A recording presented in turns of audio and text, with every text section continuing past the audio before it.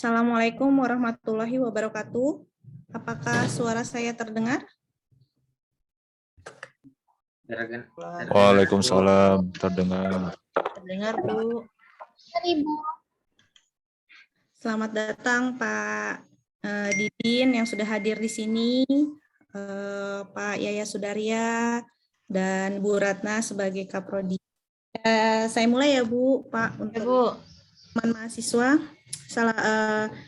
Alhamdulillah kita bisa berkumpul di sini dalam acara kuliah tamu pada mata kuliah Dasar Keamanan Komputer yang nanti akan disampaikan oleh Bapak Muhammad Salahuddin Manggarani. Nanti saya perkenalkan biodatanya. Saya ucapkan selamat datang untuk Bapak Yaya Sudarya sebagai Dekan Fakultas Ilmu Komputer, Bapak Sudarya Triana MKom PhD. Selamat datang Pak. Kemudian di sini juga hadir Kepala Program Studi Sistem Informasi, yaitu Ibu Ratna Mutumanikam Eskom MT. Selamat sore Bu, selamat datang. Kemudian ada Koordinator Mata Kuliah Dasar Keamanan Komputer, yaitu dengan Bapak Andi Nugroho STMT, MKom, maaf. Selamat datang Pak Andi. Serta di sini juga ada Bapak dan Ibu dosen pengampu mata kuliah Dasar Keamanan Komputer, yaitu ada Bapak Ivan Prihandi Eskom MKom, Bapak Andi Nugroho STMKom, Ibu Ratna Mutumatikam Eskom MT, dan saya sendiri. Saya mau memperkenalkan diri, nama saya Dwi Ade Handayani Capah, Eskom MKom. Untuk acara pertama mungkin saya bisa persilahkan Pak Yaya untuk memberikan kata sambutan sedikit Pak untuk acara kita sore ini. Silakan Pak Yaya. Baik, terima kasih. Yang saya hormati Bapak narasumber, ya, yaitu Bapak Muhammad Salahuddin Manggarani. Beliau adalah Wakil Ketua Indonesia Security Incident Response Team on Internet and Infrastructure.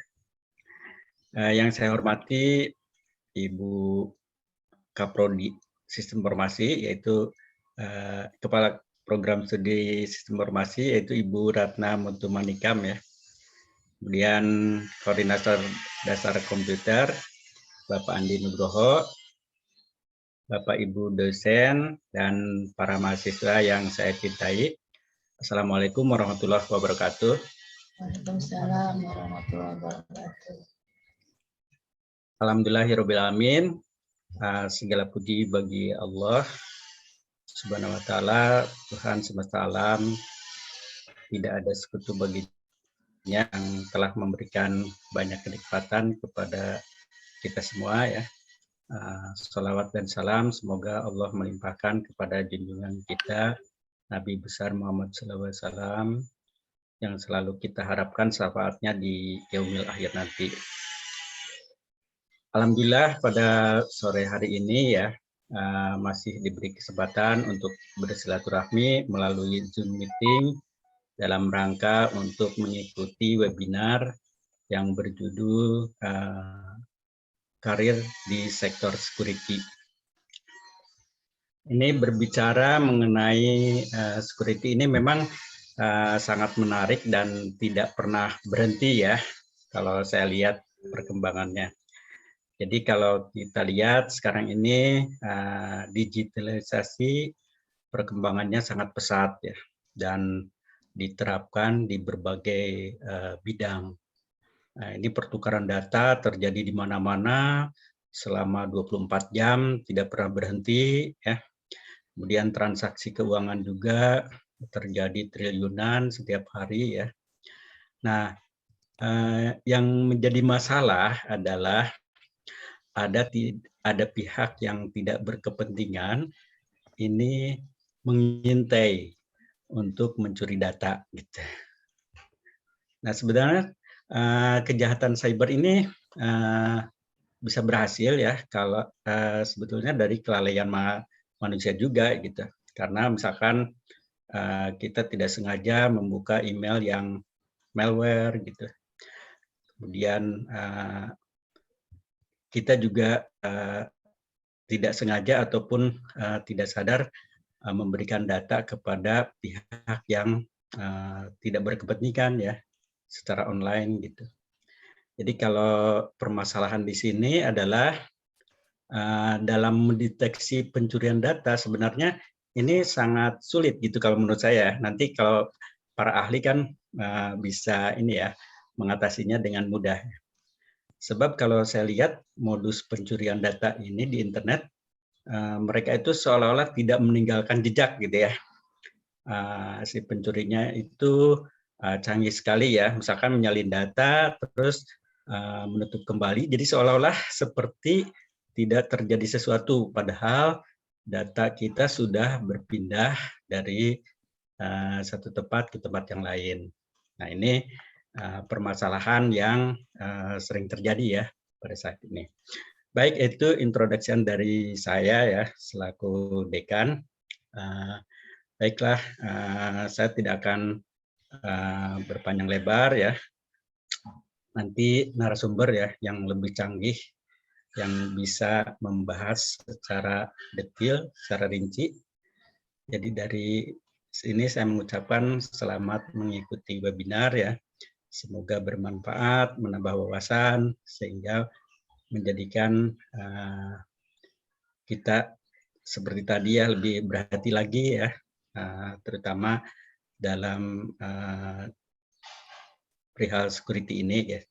Baik, dari saya cukup sekian. Wabillahi taufiq wal hidayah. Assalamualaikum warahmatullahi wabarakatuh. Waalaikumsalam warahmatullahi wabarakatuh. Terima kasih Pak Yaya untuk kata sambutannya.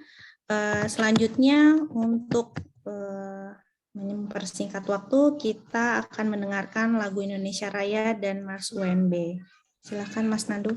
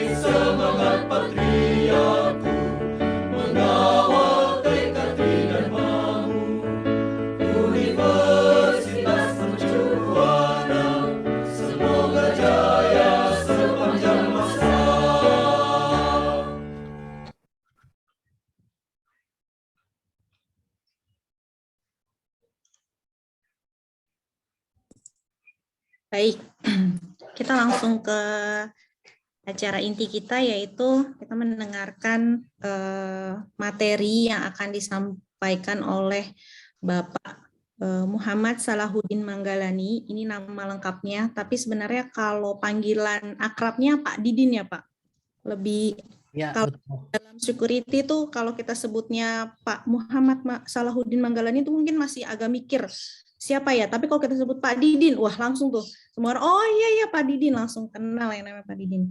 Di saat ini kita akan membicarakan tentang karir di sektor security, tapi sebelumnya kita mulai, saya ingin memperkenalkan background Pak Didin sedikit aja.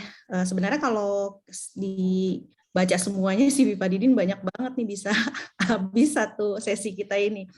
Jadi Pak Didin S2 di Master of Information System di Swiss German University ya Pak.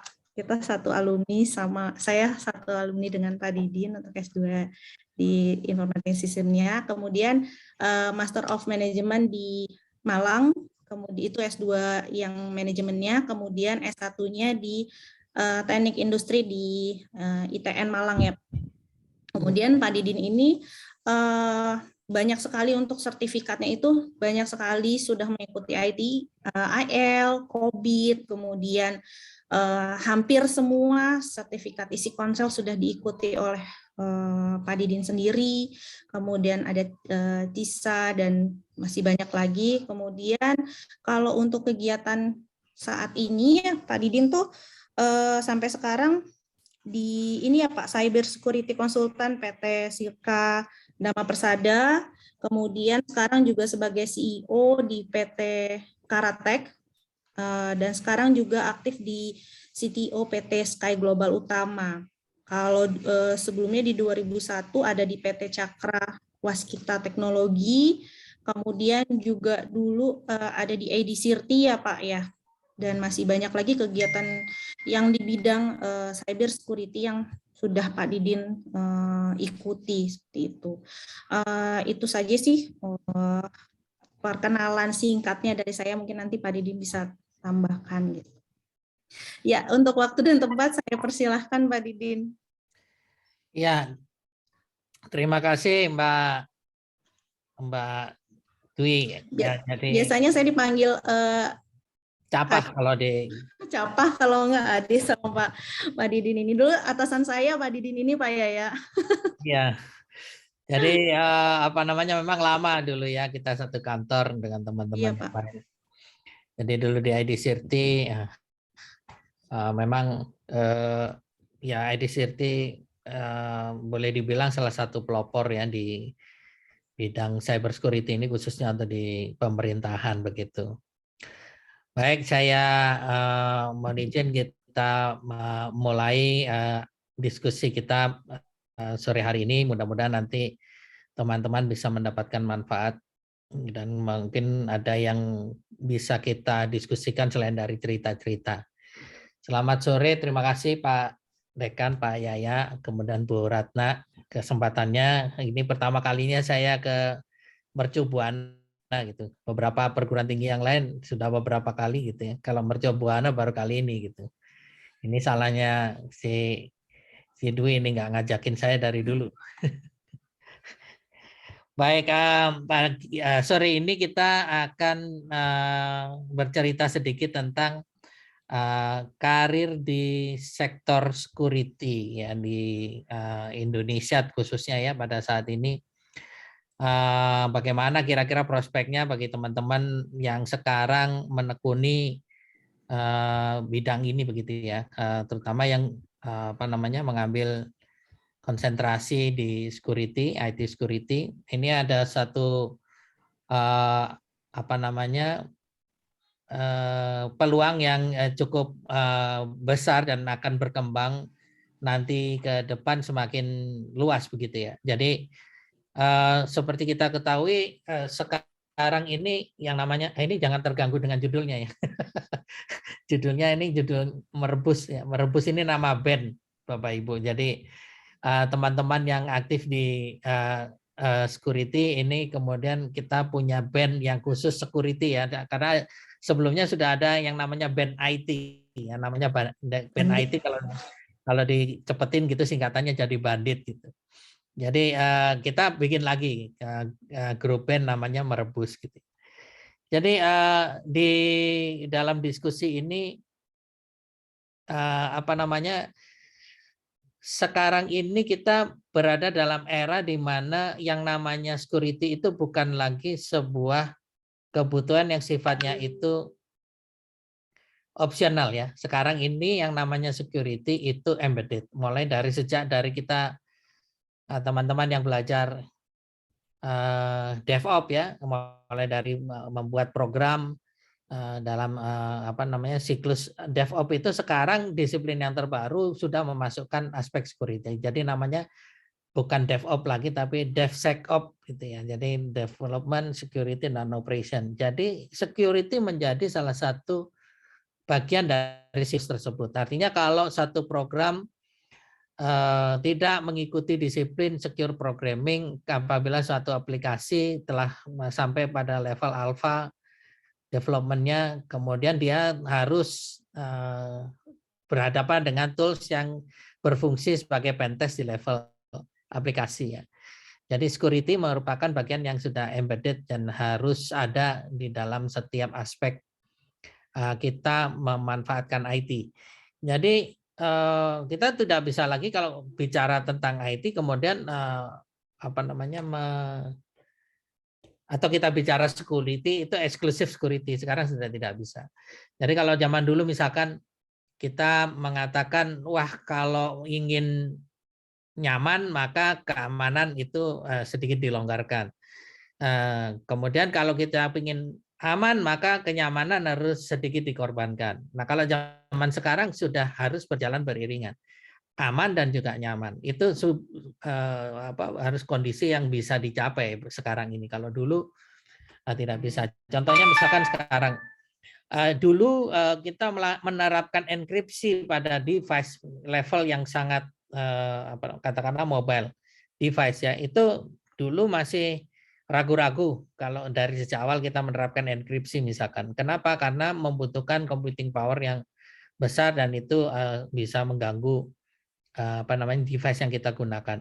Tapi sekarang device bahkan di platform mobile ini sekarang bahkan sudah secara resmi digunakan sebagai platform utama bagi pabrikan yang memproduksi bahkan perangkat-perangkat desktop seperti misalkan Apple. Sekarang pun dia menggunakan arsitektur SoC yang untuk desktopnya bahkan. Ya, jadi ini kan suatu kemajuan yang luar biasa yang menunjukkan bahwa kepercayaan diri terhadap sumber daya komputasi itu sekarang sangat besar di sektor industri.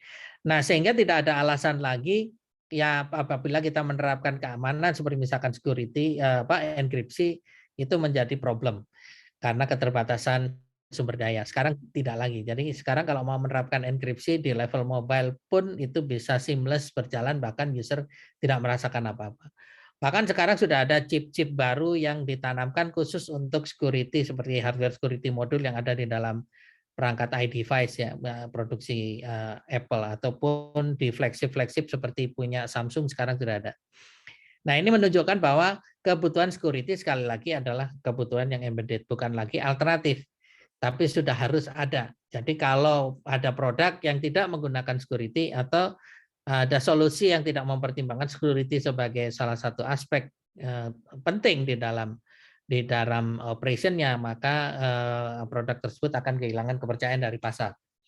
Nah, karena besarnya prospek industri semacam ini, maka karir di bidang security ini sekarang juga bukan lagi pilihan, bukan lagi opsional gitu ya. Jadi karir, jadi nanti kalau saya nggak jadi programmer, ya coba-cobalah iseng-iseng berhadiah jadi security. Kalau sekarang sudah bisa menjadi satu tujuan. Oh, dari sejak awal saya memang ingin menjadi praktisi security, ini sudah menjadi karir dan menjadi bidang profesional tersendiri gitu ya, yang sudah dewasa, sudah mature dan cukup prospektif gitu ya. Jadi tidak ragu-ragu lagi sekarang dan ke depan untuk berkarir di bidang ini. Nah, nanti kita lihat ya peluangnya sebesar apa gitu ya. Kalau kita lihat yang pertama dari segi sumber daya manusianya ya, security expert. Nah, sebelum kita sampai ke peluang karir, tentu kita perlu dulu menyiapkan diri ada paradigma-paradigma yang berbeda di kalangan security ini dibandingkan dengan profesi yang lain. Salah satu contohnya adalah yang ini mungkin agak sulit mungkin ya bagi generasi sekarang, terutama generasi yang gen Y, gen Z ya, apalagi gen alpha gitu ya. Itu karena mereka terbiasa expose ya di media sosial, aktif dan seterusnya. Sementara kalau di bidang security ini ada satu disiplin yang memaksa kita, bukan memaksa sih, yang mengharuskan kita untuk low profile. Jadi orang security itu nggak ada yang dikit-dikit apa ya tampil di media sosial, tampil di media massa gitu ya. Jadi orang security biasanya low profile, kalau tidak diperlukan sekali dia tidak akan tampil. Jadi ini tentu agak agak bertentangan dengan arus mainstream yang anak muda sekarang gitu ya. Anak muda sekarang yang mahasiswa itu sangat sociable gitu ya. Jadi mereka di media sosial itu terbiasa untuk mengekspos aktivitasnya dan kemudian juga keistimewaan atau keahlian yang dia miliki atau potensi-potensi ada dalam dirinya gitu ya. Ini menjadi suatu hal yang biasa. Tetapi khusus untuk di sektor security ini ada beberapa disiplin yang mungkin agak berbeda gitu ya dibandingkan dengan profesi yang lain. Salah satunya itu tadi harus low profile. Ya, jadi ini kebutuhan industri yang memaksa kita, atau tanda kutip tadi ya, bukan memaksa ya, mengharuskan kita untuk memiliki beberapa kemampuan mental yang sedikit berbeda gitu ya dengan dan ini menjadi ciri khas gitu di kalangan security gitu ya, dibandingkan dengan profesi yang lain gitu ya. Salah satunya misalkan ini tadi ya, sikap mentalnya. Orang-orang yang ada di security itu nggak mungkin kalau dia nggak passionate. Kalau dia sama sekali nggak punya passion di security, dia nggak akan bertahan lama. Ya, jadi ini yang saya pelajari juga dari teman-teman profesional yang sampai sekian lama masih tetap jadi hacker meskipun udah tua-tua. Itu ketika saya tanya kenapa, ya salah satunya karena mereka mencintai pekerjaan itu. Ya, jadi kalau tidak ada passion, teman-teman dulu di IDCRT kalau cuman hanya mau bekerja di sini, ya bekerja di sini nggak terlalu enak gitu ya, nggak terlalu menarik. Tapi lain halnya kalau punya passionnya. Nah, kalau dia memiliki passion, barulah dia akan bisa enjoy dan kemudian bisa berkembang di sana. Jadi passion ini sangat penting. Ini yang pertama dan utama yang akan memberikan kita kemampuan untuk terus berkembang. Jadi kalau tidak ada passion ini biasanya akan berhenti. Jadi nanti teman-teman setelah ngelihat paparan ini mungkin bisa mulai menimbang-nimbang ya, merasa-rasakan dirinya sendiri. Kira-kira saya punya passion nggak sih ya di sini gitu ya. Karena kalau kita bicara tantangannya, security ini sangat sangat menantang ya dibandingkan dengan, kalau menurut saya dibandingkan bidang-bidang yang lain. Kenapa? Karena security ini setiap detik berubah. Jadi tidak ada satu kondisi yang sekarang ini aman, detik berikutnya bisa nggak aman gitu ya. Jadi sangat dinamik. Oleh karena itu kita semua selalu merasakan challenge setiap kali menghadapi satu persoalan gitu ya. Karena setiap kali persoalan itu muncul itu pasti sesuatu yang baru. Jadi itu ya, di situ sangat menantang sehingga membutuhkan passion itu tadi untuk kita supaya bisa terus berkembang. Kemudian kemampuan untuk bekerja keras gitu ya. Jadi memang ada yang mengatakan kerja itu yang cerdas dong gitu. Tetap nggak bisa kalau yang di security kerjanya mesti keras. Karena cerdas saja nggak cukup. Karena yang kita hadapi lawannya mungkin lebih cerdas dari kita. Jadi kerja keras itu memang harus menjadi harus menjadi tradisi gitu. Nah ini mungkin berbeda dengan teman-teman yang yang mungkin di programmer gitu ya. Misalkan teman-teman yang aktif di sektor IT yang lain itu biasanya sangat menikmati hidup gitu ya. Jadi ketika ditanya ini kok jam segini belum bangun ya, kok belum pada datang ya, itulah biasanya kalau yang programmer itu kayak gitu ya. Tapi kalau orang-orang yang security ini nggak bisa, dia harus disiplin. Dia harus bekerja keras, dia harus disiplin. Kenapa? Karena dia adalah orang yang harus pertama kali datang ketika persoalan itu muncul. Jadi harus disiplin. Jadi apa namanya? Dan dia juga ciri khasnya yang lain adalah kemampuannya untuk bekerja sama di dalam tim. Jadi ketika ada dinamika di dalam suatu tim, ya ada satu kelompok pekerjaan begitu ya, itu dia biasanya adalah orang yang selalu berusaha untuk mencari solusi. Ya, kalau dia yang selalu membuat masalah itu sebagai masalah, ya itu biasanya bukan orang security. Kalau orang security itu dia terlatih untuk mencari solusi gitu ya, dengan cara bekerja sama dengan yang lain. Jadi maka ketika sesuatu yang merupakan satu insiden keamanan itu sudah terjadi, tidak ada gunanya mencari siapa yang salah, siapa yang benar.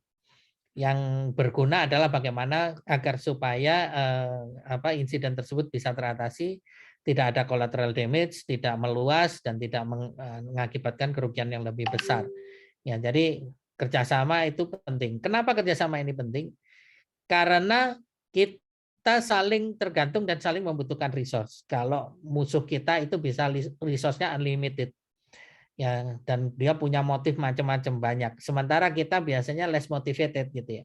Kita ini motivasinya kerjaan, gaji telat, bonus belum jelas gitu ya. Akhirnya motivasinya cukup rendah gitu ya. Tetapi harus menghadapi tantangan yang semacam itu. Nah, ini maka menjadi sangat penting bagi kita untuk bekerja sama supaya bisa saling memanfaatkan resource yang dimiliki satu sama lain. Nah, karena situasi yang semacam ini, maka itu tadi orang-orang yang ada di security itu terbiasa untuk low profile. Kenapa? Kalau orang yang low profile itu rendah hati itu biasanya dia jaringannya luas. Ya, dia mudah dipercaya orang dan tidak dijadikan musuh oleh orang lain gitu ya, karena dia selalu suportif ya. Sehingga dengan demikian tujuan dari kerjasama tadi yang untuk berbagi resource tadi itu bisa tercapai. Kenapa fleksibilitas semacam ini penting? Karena biasanya Bapak Ibu, ketika orang-orang ini security ini bekerja di dalam suatu organisasi, biasanya mereka terjebak dalam situasi yang sangat birokratis. Ya. Nah, apa yang bisa menembus birokrasi ini? Karena yang namanya security ini butuh percepatan, maka satu-satunya jalan adalah dengan engagement people to people. Jadi people to people networking ini sangat penting dan itu hanya bisa terjadi kalau orang itu tadi ya, suportif, passionate ya, karena kemudian jujur ya, bekerja keras, rendah hati, bisa dipercaya dan mampu bekerja sama itu tadi, tidak ingin menonjol ya, dan kemudian tidak menyalahkan yang lain tetapi justru mencari solusi bersama-sama.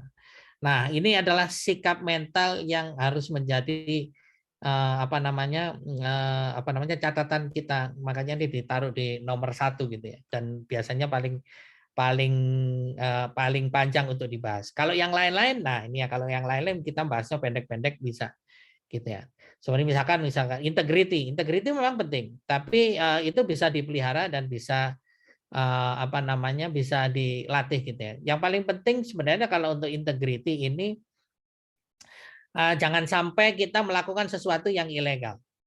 Jadi kalau sudah dari sejak awal nih sekarang nih, kalau sekarang masih terlibat di aktivitas underground gitu ya, ya udah berhenti, cukup sampai sekarang. Ya, sampai di sini aja. Setelah itu selanjutnya kalau kita memang mau berkarir sebagai profesional di bidang security, maka integrity ini harus kita jaga. Jadi track record kita harus bersih. Nggak boleh ada misalkan, wah saya nomor 1 di zone edge, ya nggak boleh kayak gitu. Nah ini harus kita jaga betul gitu. Jadi kalau kita memang punya reputasi yang sebagai black hat, reputasi yang black hat-nya itu tidak boleh terhubung, connected dengan karir kita sebagai white hat gitu. Jadi ini gimana cara misahinnya? Kalau saya dulu ya terpaksa harus harus bertobat gitu ya. Jadi udah meskipun tetap kenal, meskipun tetap kita membangun relasi dengan dunia underground, tetapi kita sudah tidak boleh aktif lagi di sana. Nah ini mungkin kalau teman-teman yang masih muda mungkin masih bisa berpikir, gimana kan saya di underground bisa anonim? Ya silakan, asalkan ini tadi ya, kalau tiba pada satu pilihan mau mementingkan yang underground atau mementingkan yang sebagai white hat ya, kalau memang mau berkarir di bidang ini, tolong diprioritaskan ke yang white hat ya. Kenapa? Karena integritas ini mahal harganya. Begitu ada satu catatan di dalam track record kita, maka ya apa kalau kita sebagai pedagang gitu, marketnya itu tanda kutip sudah langsung apa namanya tidak ada yang meminati lagi gitu ya. Jadi ini menjadi sangat penting. Oleh karena itu kan makanya kalau di isi konsil itu ada yang namanya ethical hacker yang sangat terkenal ya. Jadi ethical hacker itu sebenarnya apa sih ya? Sebenarnya white hat gitu ya. Karena kalau orang-orang yang zaman dulu belajar hacking itu ya tentu dari jalur yang underground tadi, yang black hat ya. Nah sekarang ada disiplin yang menstandarkan itu sebagai disiplin white hat yang tidak harmful ya, tidak apa namanya, tidak merusak. Nah, ini yang kemudian menjadi pilihan karir bagi teman-teman yang sekarang aktif di sebagai profesional di bidang security. Kemudian kalau begitu apakah kita masih harus tetap menjaga komunitas? Ya tetap. Tetapi itu tadi ya, tidak boleh terlibat di dalam operasional yang di black hat-nya itu. Ngobrol boleh, proof of concept boleh, berlatih bareng boleh, tapi ketika mereka melakukan campaign misalkan, ya seperti kemarin tuh ada campaign saling serang antara Brasil dengan Indonesia gitu ya, ya kita nggak boleh terlibat. Gitu. Jadi karena sangat penting untuk menjaga integritas ini. Nah komunitas itu memang penting ya, karena untuk melatih kita tetap memiliki jam terbang yang tinggi di dalam menyelesaikan persoalan-persoalan, update teknologi, update perkembangan itu dari komunitas sangat berharga. Tapi jangan sampai itu tadi ya terjebak. Nah baru yang kemudian salah satu ciri dari profesional di bidang security itu adalah memiliki keahlian yang spesifik. Nah ini biasanya ditunjukkan dalam bentuk sertifikat keahlian. Ya, yang macam-macam itu tadi disebutkan oleh Mbak Dwi ya. Jadi yang ini diakui secara global dan selalu update yang terbaru. Memang ini masih jadi kendala di Indonesia karena sertifikasi global yang terkenal dan kemudian yang diakui ya, biasanya mahal. Ya ini memang menjadi kendala. Tetapi beberapa perguruan tinggi mungkin ini bisa jadi catatan untuk mercubuana nanti ya. Nah, itu bekerja sama dengan para provider ini, misalkan dengan isi konsil, misalkan dengan SANS. Tapi kalau di Indonesia saya belum melihat ada yang kerjasama dengan SANS ya. Kalau di luar negeri ada beberapa perguruan tinggi yang sudah bekerja sama dengan SANS Institute sehingga mereka bisa embedded di dalam perkuliahan begitu ya. Jadi ketika nanti lulus dari lulus dari satu mata kuliah, dia akan mendapatkan dua hal. Yang pertama, mendapatkan nilai dari mata kuliah tersebut, dan yang satunya lagi adalah sertifikat profesional. Ini tentu adalah salah satu solusi agar supaya harganya lebih terjangkau gitu ya, bekerjasama dengan perguruan tinggi. Tentu perguruan tinggi bisa menawarkan sumber dayanya. Nih jamaahnya banyak, tentu kasih murah dong gitu dibandingkan dengan lu yang bikin kelas-kelas yang mungkin isinya cuma 10 orang atau 15 orang. Nah, sementara kalau di perguruan tinggi kan bisa ratusan sekaligus gitu ya. Tentu harganya harus di harga spesial. Nah, ini bisa dilakukan dan memang saya sama Dwi misalkan itu waktu di bukan promosi ini, tapi waktu di Swiss German University itu kita juga seperti itu ya. Jadi mungkin pada waktu itu baru pertama kalinya karena itu memang jurusan yang masih baru pada waktu itu dan memang menawarkan seperti itu. Jadi selain mendapatkan ijazah, mendapatkan nilai dari mata kuliah tertentu, tapi di mata kuliah tertentu tersebut juga berfungsi sebagai sertifikasi profesional gitu ya. Nah ini contoh ya. Tentu banyak modifikasi lain yang nanti bisa kita tawarkan kepada teman-teman mahasiswa, adik-adik mahasiswa ya. Jadi ada juga beberapa perguruan tinggi yang bekerja sama dengan industri dan industri ini langsung menawarkan tanda kutip beasiswa sertifikasi yang dia inginkan gitu ya dari mahasiswa yang ini kalau di perusahaan ini disebutnya sistem ngicon gitu ya. Ngicon maksudnya dia belum lulus tapi sudah punya talenta, sudah punya potensi. Nah itu dibina dari sejak semula, dia sudah direkrut tapi dengan syarat dia harus mengikuti beberapa sertifikasi yang dibutuhkan oleh si perusahaan tersebut. Ini ada beberapa yang seperti itu. Ya, jadi tanda kutip juga itu berupa beasiswa gitu ya, tapi parsial hanya untuk yang konsentrasi security itu saja. Ya, dan yang sesuai dengan yang dibutuhkan oleh perusahaan. Ini juga sudah pernah terjadi di beberapa tempat gitu ya. Jadi hal-hal yang semacam ini menjadi peluang bagi teman-teman nanti ya apabila tertarik berkecimpung di berkarir sebagai seorang security expert ya. Nah kemudian ada soft skill ya. Soft skill ini kayaknya lebih bersifat umum ya. Jadi kemampuan untuk membuat laporan ya, kemudian kemampuan untuk mengajar seperti ini. Karena kelemahan dari orang IT itu biasanya kemampuan komunikasi. Ya, ini beda dengan orang security. Orang security harus bisa komunikasi. Karena dalam suatu kondisi dia tidak boleh menyampaikan sesuatu yang salah. Dia harus bisa menyampaikan secara clear apa risikonya, ya, bagaimana penanganannya, berapa lama waktu yang diperlukan. Dia harus bisa menunjukkan secara clear gitu ya. Jadi kemampuan komunikasi menjadi sangat penting. Nah, oleh karena itu ini sangat ditekankan juga sebagai salah satu soft skill yang harus dimiliki oleh teman-teman yang mau berkarir di sini. Nah, setelah itu mulai dari jenis-jenis karirnya apa saja gitu ya. Mulai dari secure programmer, ya ada yang berkonsentrasi sebagai full stack developer ya, jadi mulai dari awal sampai UI UX itu dia kerjakan semua. Ada yang khusus, ada yang di front end developernya saja, ada yang di back end developer, ada yang konsentrasi di mobile developer, ya dan seterusnya. Yang menjadikan benang merah di antara semua spesialisasi ini apa? Mereka harus menguasai yang di bawah ini gitu ya. Harus menguasai secure programming, ya kemudian kemampuan untuk melakukan software atau application security audit yang saya sebutkan tadi DevSecOps ya. Jadi ini bedanya programmer yang zaman dulu dengan programmer zaman now, terutama yang lebih spesialis lagi ingin menjadi secure programmer ya. Jadi ini salah satu contoh bidang karir yang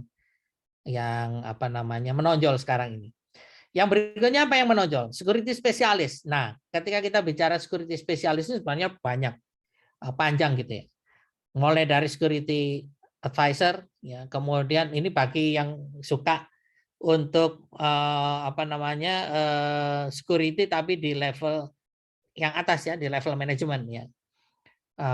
Jadi gini, mungkin bangunannya dulu ya. Bangunan security itu kan mulai dari kalau OSI 7 layer itu ya, mulai dari yang paling bawah gitu yang physical security masuk ke dalam IT security ya, karena seperti misalkan yang sekarang sensor-sensor security, telemetri, CCTV ya, itu juga digunakan di dalam IT security. Ya, jangan lupa jadi yang namanya physical security itu masih tetap menjadi salah satu fokus di dalam karir security ya. Sampai ke atas, sampai ke layer yang paling atas ya, di dalam OSI 7 layer itu.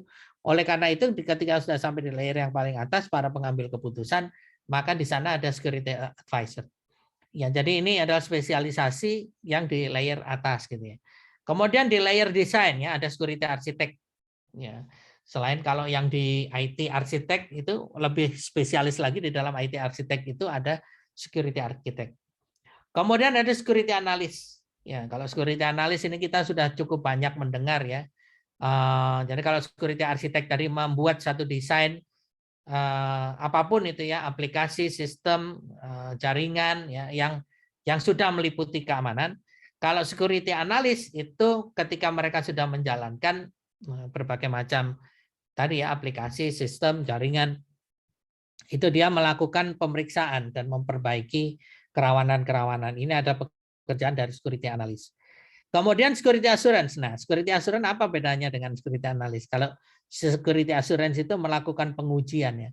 Jadi pengujian terutama untuk menguji apakah sudah sesuai dengan arsitekturnya yang didesain dari sejak perencanaan. Ya, jadi dari sejak perencanaan itu security assurance itu memastikan bahwa desain tersebut memang betul-betul yang dijalankan, yang dioperasionalkan dan memang sekaligus sebagai feedback bagi desain perencanaan tadi apakah memang sudah sesuai ataukah ada yang perlu diperbaiki. Nah, ini security assurance itu berbeda dengan security auditor. Ya, kalau security auditor itu memeriksa dan memastikan implementasi dari suatu standar. Misalnya untuk governance, IT governance di suatu organisasi dia menerapkan standar COVID. Nah, ini bedanya antara reference dengan COVID, reference dengan standar ya. Kalau yang namanya standar itu harus diimplementasikan semua, seperti COVID. Nah, COVID ini harus diimplementasikan semua. Ini berbeda dengan COVID, kemudian ISO ya, ISO 27000 itu ISMS itu kalau diimplementasikan harus meliputi semua. Tetapi tidak harus di semua bidang. Ya, jadi misalkan kita ada 5 departemen, ya 5 departemen di dalam satu organisasi. ISO diterapkan di 2 departemen saja, misalkan itu boleh. Tetapi misalkan dari misalkan di ISO 27000 yang versi 2015 misalkan di situ atau 2016 ada 13 bagian atau 13 topik yang dibahas di sana, itu ke-13-nya harus diterapkan. Tidak boleh memilih gitu ya. Oh, ini bagian ini, tapi hanya diterapkan pada satu departemen atau 2 departemen itu boleh. Ini berbeda dengan konsep yang menerapkan bukan menerapkan standar tapi namanya framework ya. Kalau menerapkan framework itu boleh ngambil keseluruhan, boleh seperti apa adanya itu boleh, dimodifikasi, diambil sebagian atau tidak digunakan sama sekali tapi membuat sesuatu yang baru berdasarkan referensi tadi itu boleh. Jadi ini bedanya. Oleh karena itu suatu organisasi ketika akan menerapkan apakah dia akan mengikuti satu standar tertentu, yang itu berarti biasanya itu diwajibkan oleh otoritas menjadi compliance, atau dia mengikuti framework tertentu berdasarkan kelaziman di praktek bisnisnya gitu. Kalau partner-partnernya cukup kita menggunakan framework yang sama aja supaya lebih fleksibel. Oh, tapi kalau partnernya minta oh tidak, kita harus menerapkan standar, kita harus sama-sama ISO, berarti harus diterapkan standar tersebut. Nah, orang yang memastikan bahwa kita mengimplementasikan standar itu tadi disebut dengan security auditor. Ya, jadi security auditor tugasnya memastikan itu tadi orang itu satu organisasi itu mengimplementasikan satu standar itu dengan benar atau suatu framework itu dengan benar atau tidak gitu ya. Itu tugasnya security auditor. Jadi dia parameternya sudah baku nih untuk menguji ini. Nah, biasanya security auditor itu adalah jasa atau layanan dari pihak ketiga yang itu dia setiap tahunnya itu secara rutin ya, seperti kalau misalkan di pemerintahan itu BPK.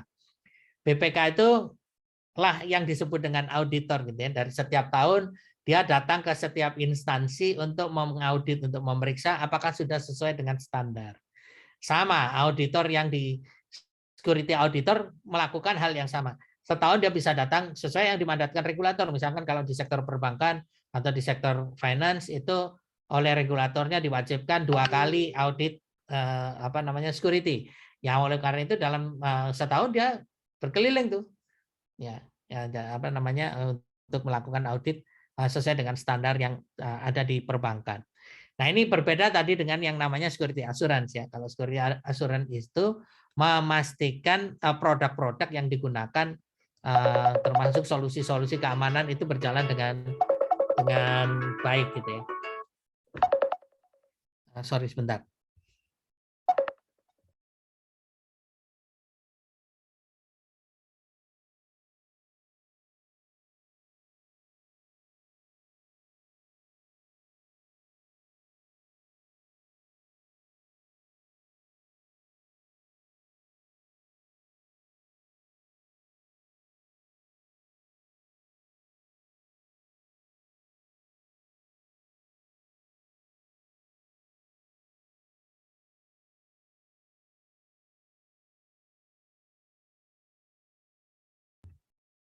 Sorry. Ini gurunya, aduh. Bentar.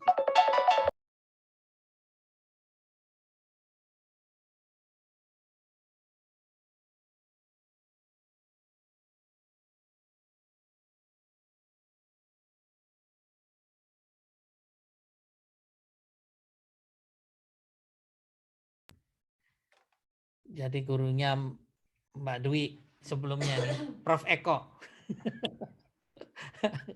Prof. Eko Indrajit ya, Ketua ID Sirti. Baik, saya lanjutkan lagi ya. Jadi itu tadi bedanya. Jadi kalau security assurance itu dia menguji implementasi dari aplikasi ya. Kemudian nah ini yang menarik. Nah, ketika sudah terjadi suatu permasalahan security, maka kita membutuhkan dua orang nih ya, dua profesi yang penting, yaitu incident handler dan forensic investigator. Ini ada dua profesi yang paling cepat berkembangnya ini, yang dua, yang terakhir ini gitu ya. Jadi kalau nanti teman-teman tertarik di dua bidang ini sekarang sedang banyak diminati gitu ya. Saya saja nih antri gitu ya, kasus-kasus yang membutuhkan layanan forensik ya. Jadi misalkan nih yang lagi rame sekarang kasus pinjol ya, tiba-tiba banyak yang request untuk melakukan analisis forensik ya, untuk investigasi. Nah, alternatif yang lain apa? Banyak sekali ternyata gitu ya. Mulai dari konsultan ya, mau jadi pengusaha. Wah, pengusaha IT security bisa Pak? Bisa. Nanti kita jelaskan di bawah ya.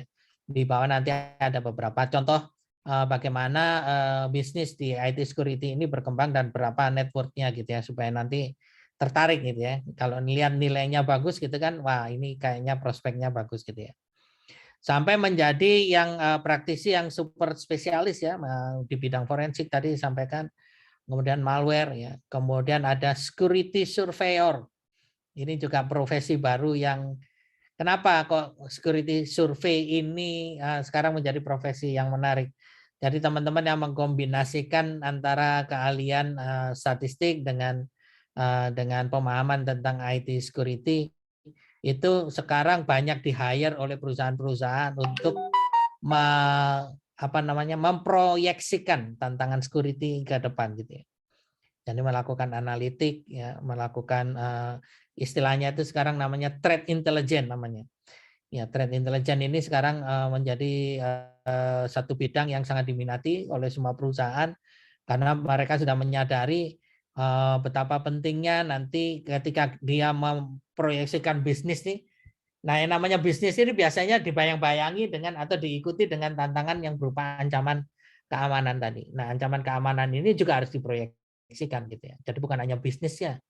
Nah, masalahnya kan orang-orang bisnis sekarang ini, para bisnis analis itu tidak memiliki kemampuan security ya. Oleh karena itu mereka membutuhkan security analis, kemudian threat intelligence tadi, kemudian security surveyor dan seterusnya. Ya, jadi ini kelihatan cukup banyak gitu ya. Selain dari tadi yang besarnya mulai dari programmer sampai kemudian security spesialis tadi. Nah, ternyata ada alternatif karir lain yang juga sama besar peluangnya gitu ya. Cuman mungkin kalau di Indonesia ini masih belum kelihatan berkembang banget, selain yang di atas tadi udah berkembang lumayan pesat gitu ya. Nah, kalau kita ngelihat lowongan-lowongan pekerjaan sekarang kayak apa? Nah, ini seperti ini. Ya, jadi ini contoh beberapa hari yang lalu, ini ada satu perusahaan dia membutuhkan misalkan nih satu orang SOC manager ya. SOC manager ini kelihatan banget nih, sudah langsung minta sertifikasi CISSP. Sertifikasi CISSP salah satu yang paling susah dan paling mahal gitu ya. Ikut trainingnya saja mungkin sekarang harganya sekitar 4.000 US. Jadi ini challenging banget. Kalau dia menuliskan begini, tentu kita sudah mengira-ngira gitu ya. Oh, ini gajinya kira-kira pantasnya berapa gitu ya. Karena harga sertifikasinya saja sangat mahal ya. Jadi tentu orang yang mau melamar ke sini tentu akan punya ekspektasi berapa gajinya ya. Jadi tidak mungkin lebih rendah dari sertifikasi yang dia miliki karena biaya investasi dia untuk sertifikasi sangat tinggi ya. Nah ini contoh ini ya. Jadi kemudian ada tier 1, tier 2, tier 3 yang masing-masing ini punya spesialisasi yang sangat spesifik ya. Seperti misalkan SOC analis ini yang saya sebutkan tadi, SOC analis itu adalah threat intelligence ya. Kemudian ada incident handler, ini adalah orang yang punya pengalaman 2 tahun di incident handling itu sangat-sangat langka ya. Sangat-sangat langka gitu ya. Kalau sesekali nanganin insiden itu banyak, tapi kalau konsisten selama 2 tahun manage security service incident handling saja itu orangnya sangat sedikit. Oleh karena itu biasanya layanan ini ditawarkannya dalam bentuk manage service ya. Jadi tidak in-house. Saya rekrut orang khusus untuk incident handling. Kenapa? Kalau perusahaan itu mengalami insiden tiap hari itu kan nggak benar ya. Ya, tapi kalau dia nyewa orang yang punya keahlian atau mempekerjakan orang yang punya keahlian incident handling, padahal perusahaan itu jarang-jarang banget atau hampir nggak pernah mengalami insiden. Kira-kira ini orang dianggap makan gaji buta nggak gitu. Jadi biasanya orang yang sangat spesifik seperti ini keahliannya dia akan bekerja di bisnis yang sifatnya itu managed service ya, tidak in-house. Kalau yang tadi kalau perusahaan aplikasi dia hire atau startup dia hire secure programming itu masih programmer gitu ya, masih masuk akal gitu. Terus perusahaan yang punya operation yang di cabang seperti misalkan bank, terus kemudian dia hire security specialist, itu masih make sense. Tapi kalau perusahaan apapun nih, terus kemudian dia punya incident handler sendiri, itu menjadi tanda tanya. Ya, apakah Anda mengalami insiden setiap hari? Kalau Anda mengalami insiden setiap hari, tentu something wrong justru dengan perusahaan Anda. Gitu ya. Jadi ini adalah contoh bagaimana suatu layanan itu satu profesi dengan keahlian tertentu yang sangat spesialis itu tempatnya berbeda-beda gitu ya. Jadi seperti ini biasanya dia di luar. Apalagi yang lain, misalkan yang managed service itu juga digital forensik. Ya, digital forensik tidak mungkin satu perusahaan setiap hari menyelenggarakan aktivitas forensik ya. Kalau itu diselenggarakan berarti ya itu tadi berarti itu tanda-tanda perusahaannya nggak benar gitu ya. Oleh karena itu biasanya kalian seperti ini itu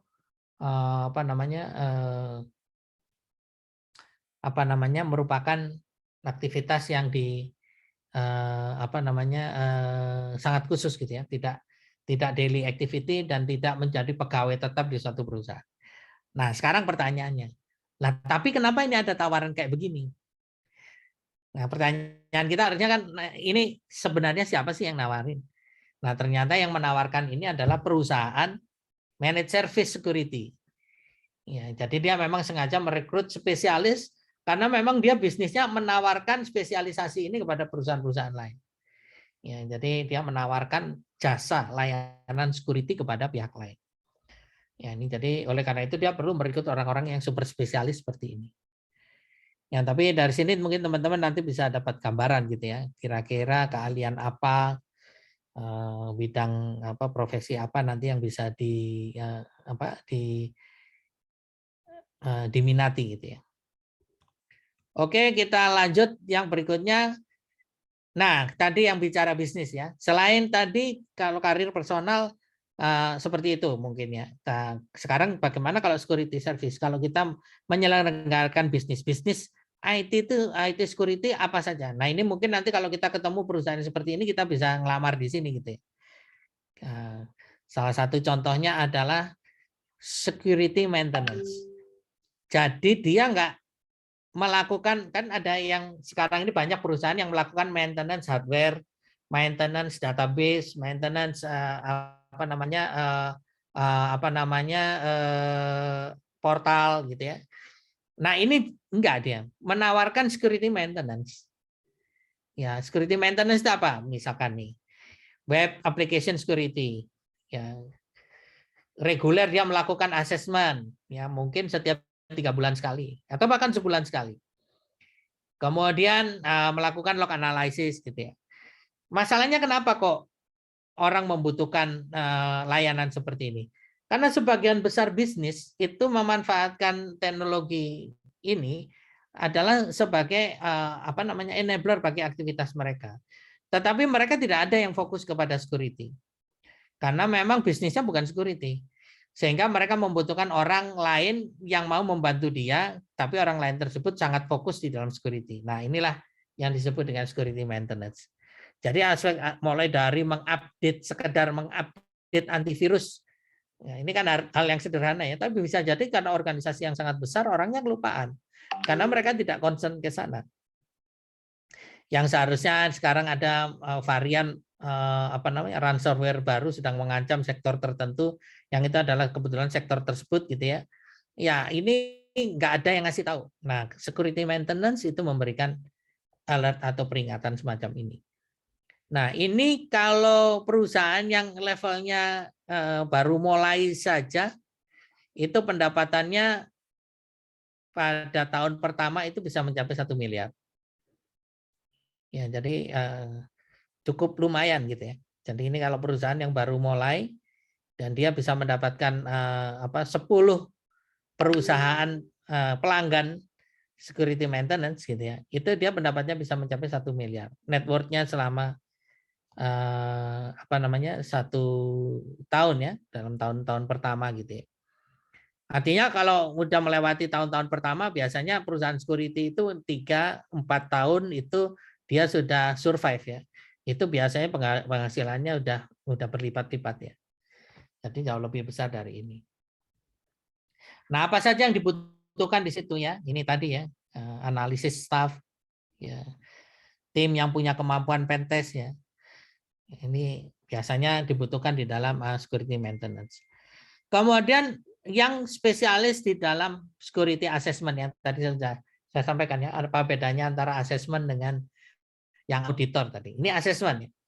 Jadi dia mencari-cari vulnerability ya. Kemudian apakah berdasarkan keharusan, misalkan ketika ada aplikasi baru yang sedang di roll out gitu ya, ataukah karena ada insiden. Nah ini mereka akan membantu gitu ya. Jadi ini juga sama, dalam 1 tahun pertama mereka bisa worth sekitar 1 miliar. Nah, layanan utamanya apa? Layanan utamanya adalah pentest ya. Ya, dan memberikan advisory ya. Nah, memang ini yang biasanya sangat diminati oleh anak-anak muda yang baru masuk ke sektor industri security ini ya, berkarir di sini gitu ya. Ini biasanya langsung aja pentest gitu ya. Nah, pentest ini karena banyak diminta. Jadi pasarnya itu selalu ada karena ya itu tadi, pentest itu selalu diminta setiap periode tertentu, 3 bulan sekali, 6 bulan sekali gitu ya. Jadi permintaan pasar itu nggak pernah berhenti, akan selalu ada dan terus bertumbuh. Karena yang diwajibkan untuk melakukan pentest sekarang makin banyak. Bahkan kalau di sektor tertentu semuanya, seperti misalkan finance dan perbankan tadi. Oleh karena itu biasanya oke, kalau kita perusahaan ini ingin cepat survive, kita memberikan layanan pentest. Ya, karena dengan layanan pentest ini otomatis mereka secara ya reguler kita akan mendapatkan tawaran pekerjaan. Nah, yang ini juga sekarang menjadi banyak diminta karena mandatori. Contohnya mandatori itu apa? Salah satunya adalah adanya Perpres SPBE ya, sistem pemerintahan berbasis elektronik. Nah, di dalam SPBE tersebut itu ada kewajiban memiliki kemampuan insiden respon. Nah, persoalannya di situ tidak dijelaskan kemampuan insiden respon itu haruslah dari dalam sendiri ataukah boleh dari luar. Nah, banyak yang menerjemahkan daripada kita pusing, kita hire aja dari luar. Nah, kita menjadi tim yang standby setiap saat kalau ada insiden kita dipanggil untuk melakukan penanggulangan terhadap insiden tersebut. Nah, ini nilainya juga sama dari beberapa perusahaan yang saya pantau, teman-teman ini yang baru mulai pun bisa menghasilkan sampai dengan 1 miliar per tahun. Jadi rata-rata ternyata itu ya bagi startup di bidang security ini, kalau mereka bisa mencapai 10 klien dalam 1 tahun, itu mereka bisa mencapai net worth 1 miliar. Nah, angka 1 miliar ini menjadi penting karena ternyata modal mereka pun kira-kira untuk mendirikan perusahaan ini dan menjalankannya dalam 1 tahun itu akan menghasilkan biaya sekitar 1 miliar juga gitu. Jadi ketika dia semakin cepat dia menghasilkan 1 miliarnya ini sebelum 1 tahun, maka semakin besar keuntungan yang bisa dia peroleh gitu ya. Karena nilai investasinya sendiri, misalkan dia investasi peralatan, rekrut staff dan lain sebagainya itu habis 1 miliar, nilai 1 miliarnya itu bisa dibagi dalam 3 tahun. Jadi tentu kalau setahun bisa mendapatkan 1 miliar, ya tentu dalam 2-3 tahun itu bisa kembali modal. Nah, ini yang juga sekarang menjadi isu penting ya. Karena banyak sekali kebocoran data, maka semua sekarang orang bertanya tentang bagaimanakah ilmu forensik dan data manajemen itu bisa membantu untuk mencegah kebocoran-kebocoran data. Nah, ini yang sekarang menjadi minat karena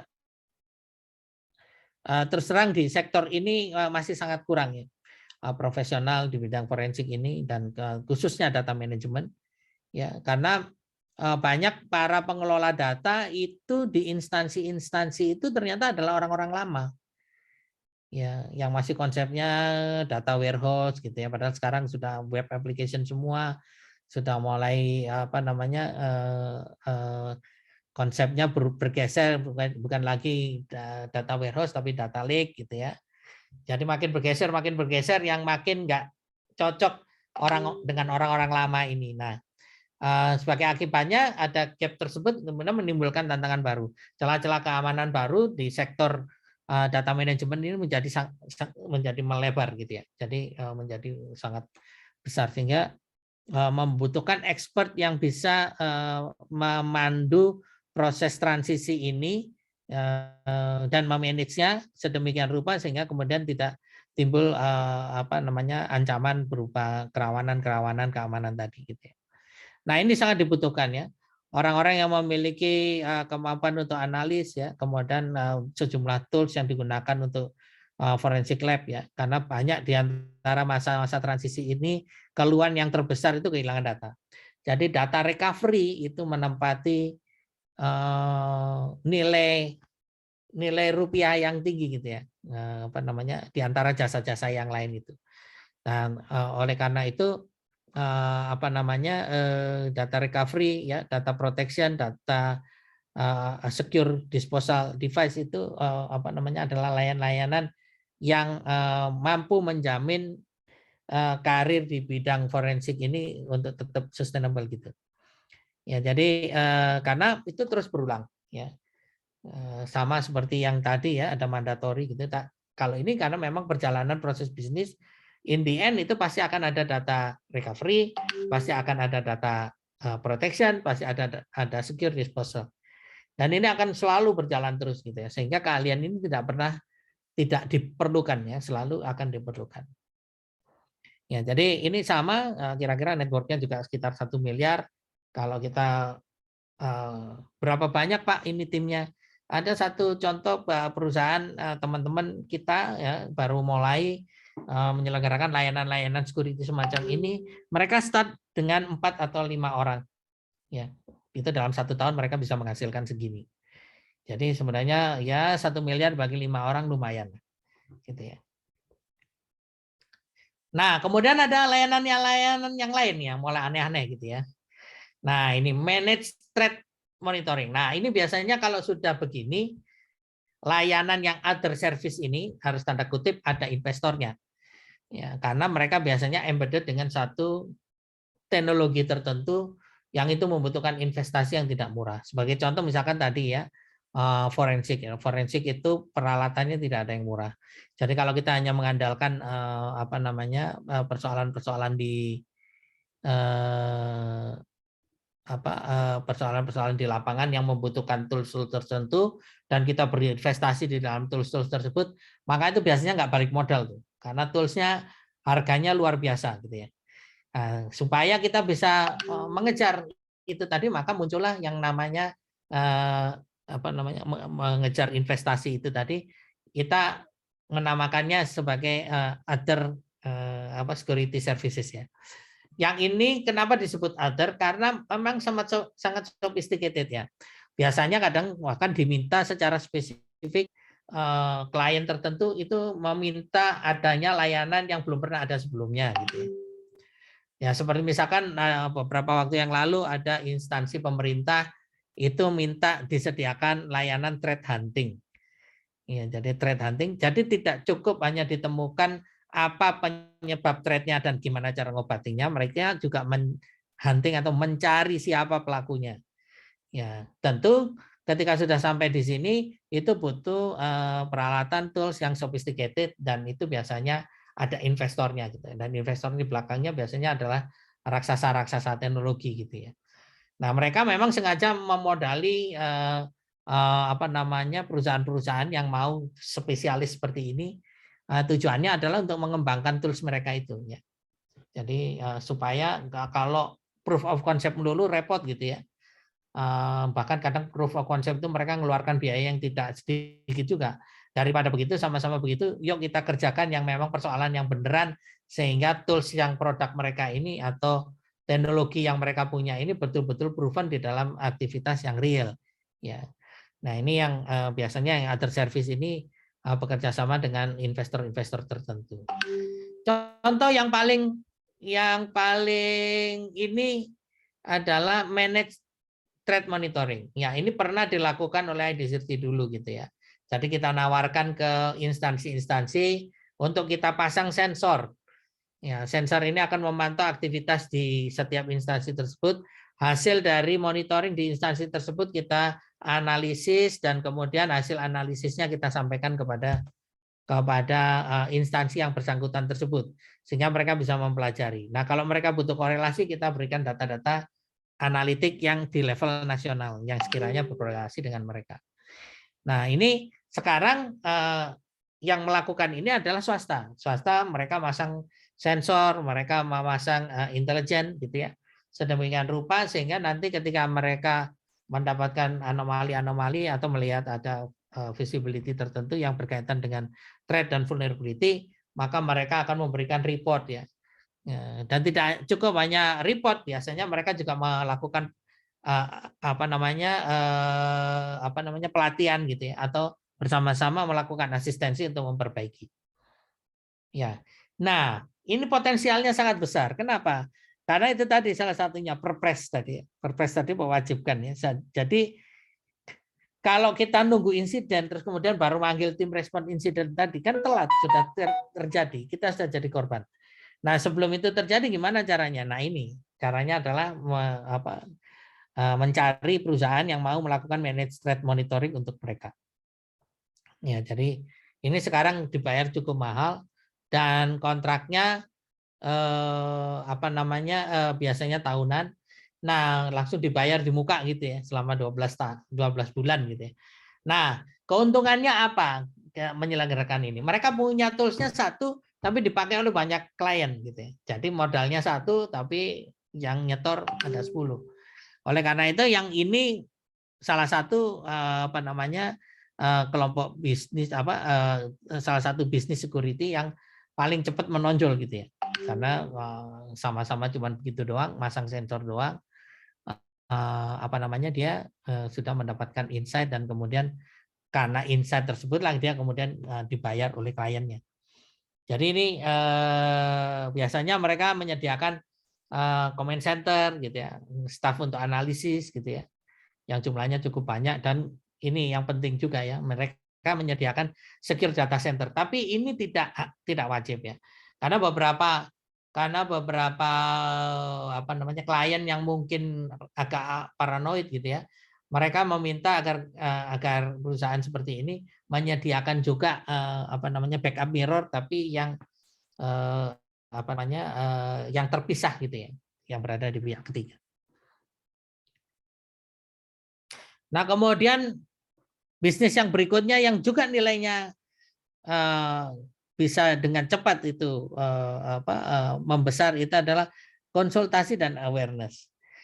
Nah, selalu ada new kid on the block ya. Jadi kita sudah mengedukasi capek-capek ada 1.000 orang, ternyata besok ada 1.000 orang baru. 1.000 orang baru with new stupidity gitu ya, dengan kebodohan baru. Nah, oleh karena itu bisnis konsultasi dan awareness itu tidak pernah berhenti, Bapak Ibu. Jadi teman-teman ya. Jadi ini adalah bisnis yang sangat enak gitu ya. Membikinkan blueprint, membikinkan planning, memberikan konsultasi bagaimana baiknya menerapkan dan memberikan kesadaran terhadap keamanan ya. Ini adalah pekerjaan yang nggak pernah berakhir gitu ya. Kenapa? Karena itu tadi selalu ada orang baru, selalu ada entitas bisnis baru yang membutuhkan layanan ini. Itu. Jadi kita konsentrasi aja sama yang baru-baru gitu, yang lama-lama udah nggak perlu lah gitu ya. Kita fokus yang baru-baru aja itu nggak pernah berhenti. Setiap hari ada yang bertumbuh. Ya, ini sehingga ini menjadi sangat menarik. Tapi ya tentu diingat juga ya, pada saat ini mungkin kita ngobrol di sini hanya ada kita. Tapi nanti kalau teman-teman ada berapa ini? Ada sekitar hampir 140 orang gitu ya. Tiba-tiba punya ide yang begini semua. Wah, tiba-tiba ada berapa ini? Kalau masing-masing ada 5 orang berarti ya udah 200, bisa 200 lebih tim yang sama-sama menawarkan begini gitu ya. Nah, ini tiba-tiba menjadi persaingan yang sangat ketat gitu ya. Tapi kalau kondisi yang sekarang ya, kondisi hari ini kok persaingannya masih sangat rendah. Ya, jadi orang-orang yang memiliki jam terbang tinggi untuk bisa dipercaya sebagai konsultan itu jumlahnya juga tidak banyak. Oleh karena itu ini adalah salah satu bidang yang bisnis yang cukup menonjol. Paling jelek aja kita jadi IO security. Jadi IO security ya. IO security itu itu aja udah banyak sekali event security sekarang ini ya. Mulai dari kompetisi seperti yang diselenggarakan ID Security dulu namanya Cyber Jawara. Itu dalam setahun itu bisa ada berapa kali kompetisi itu? Bisa sampai 5-6 kali kompetisi ya. Ini jadi IO-nya saja ini kita sudah kebanjiran duit gitu ya. Jadi ini adalah contoh gitu. Nah, jadi awareness itu selalu dibutuhkan karena selalu ada orang baru dan begitu juga dengan bisnis yang sifatnya itu konsultasi ya, karena biasanya orang tahapan itu sebelum dia meng-hire konsultan profesional yang nanti akhirnya dalam tanda kutip akan menjajah dirinya gitu ya, direksi atau direktur itu biasanya mencari second opinion ya. Second opinion misalnya masuk konsultan-konsultan, apakah yang konsultan seperti ini atau konsultan yang dalam konteks perorangan gitu ya. Nah, kayaknya nih yang terakhir ya. Terakhir atau bukan ya? Masih ada lagi. Oh, ada satu lagi ya. Ini yang juga menarik. Jualan barang dan jasa atau layanan yang berupa perangkat ataupun tools untuk security ya, terutama untuk end user ya, untuk klien. Nah itu mulai dari antivirus ya, endpoint security, kemudian server dan network equipment product yang secure server ya, kemudian secure data center, cloud hosting services ya, kemudian secure internet dan extranet access gitu ya, misalkan menyediakan layanan VPN gitu ya.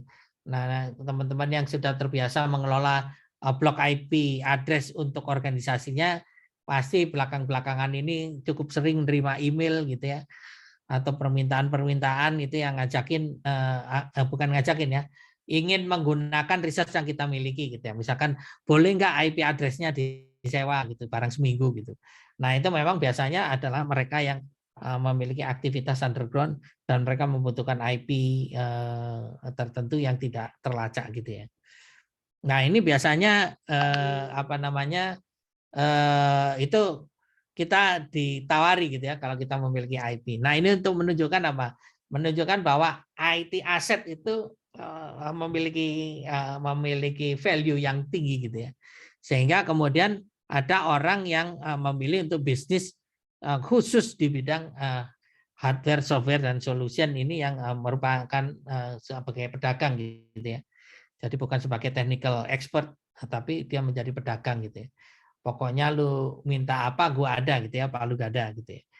Jadi karena memang produk-produk security ini sangat sulit untuk menembus pasar seperti Indonesia yang memang sensitif harga misalkan. Selain itu memang harga perangkat security tidak ada yang murah. Nah, oleh karena itu mereka membutuhkan, biasanya ketika mereka sudah masuk ke suatu negara gitu ya, mereka membutuhkan partner atau membutuhkan mitra untuk untuk mengangkat penjualan-penjualan mereka atas barang-barang yang sangat sophisticated tadi gitu. Jadi ini salah satu peluang gitu ya menjadi nah biasanya ini juga memerlukan modal ya. Memerlukan modal karena untuk supaya kita bisa resell dan wholesale satu teknologi tertentu biasanya kita bertemu dengan pimpinannya dan pimpinannya biasanya minta komitmen ya. Maksudnya bukan komitmen berupa suap ya, tapi komitmen untuk ikut berinvestasi. Kenapa? Karena produk-produk security itu memang mahal-mahal. Kenapa penyebabnya mahal? Karena marketnya sempit. Ya, sementara R&D-nya sangat tinggi biayanya gitu ya. Biaya R&D itu sangat-sangat tinggi. Melakukan penelitian, melakukan pengujian itu membutuhkan modal yang luar biasa yang padahal belum tentu kemudian bisa langsung menjadi final product yang bisa dijual. Dan kalaupun bisa final product itu dijual, berapa harganya supaya bisa terjangkau? Ya tentu suatu perusahaan itu berpikir bagaimana supaya barang-barangnya laku sebanyak-banyaknya ya, bukan yang sesedikit-dikitnya gitu.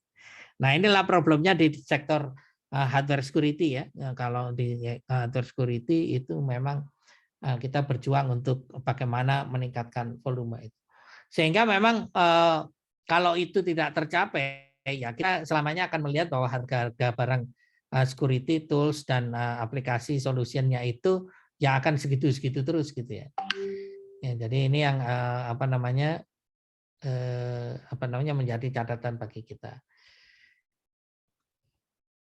Nah, ini mungkin yang terakhir yang mungkin agak tricky ya. Ada beberapa tim itu yang akhirnya memutuskan mereka akan spesialisasi di sini.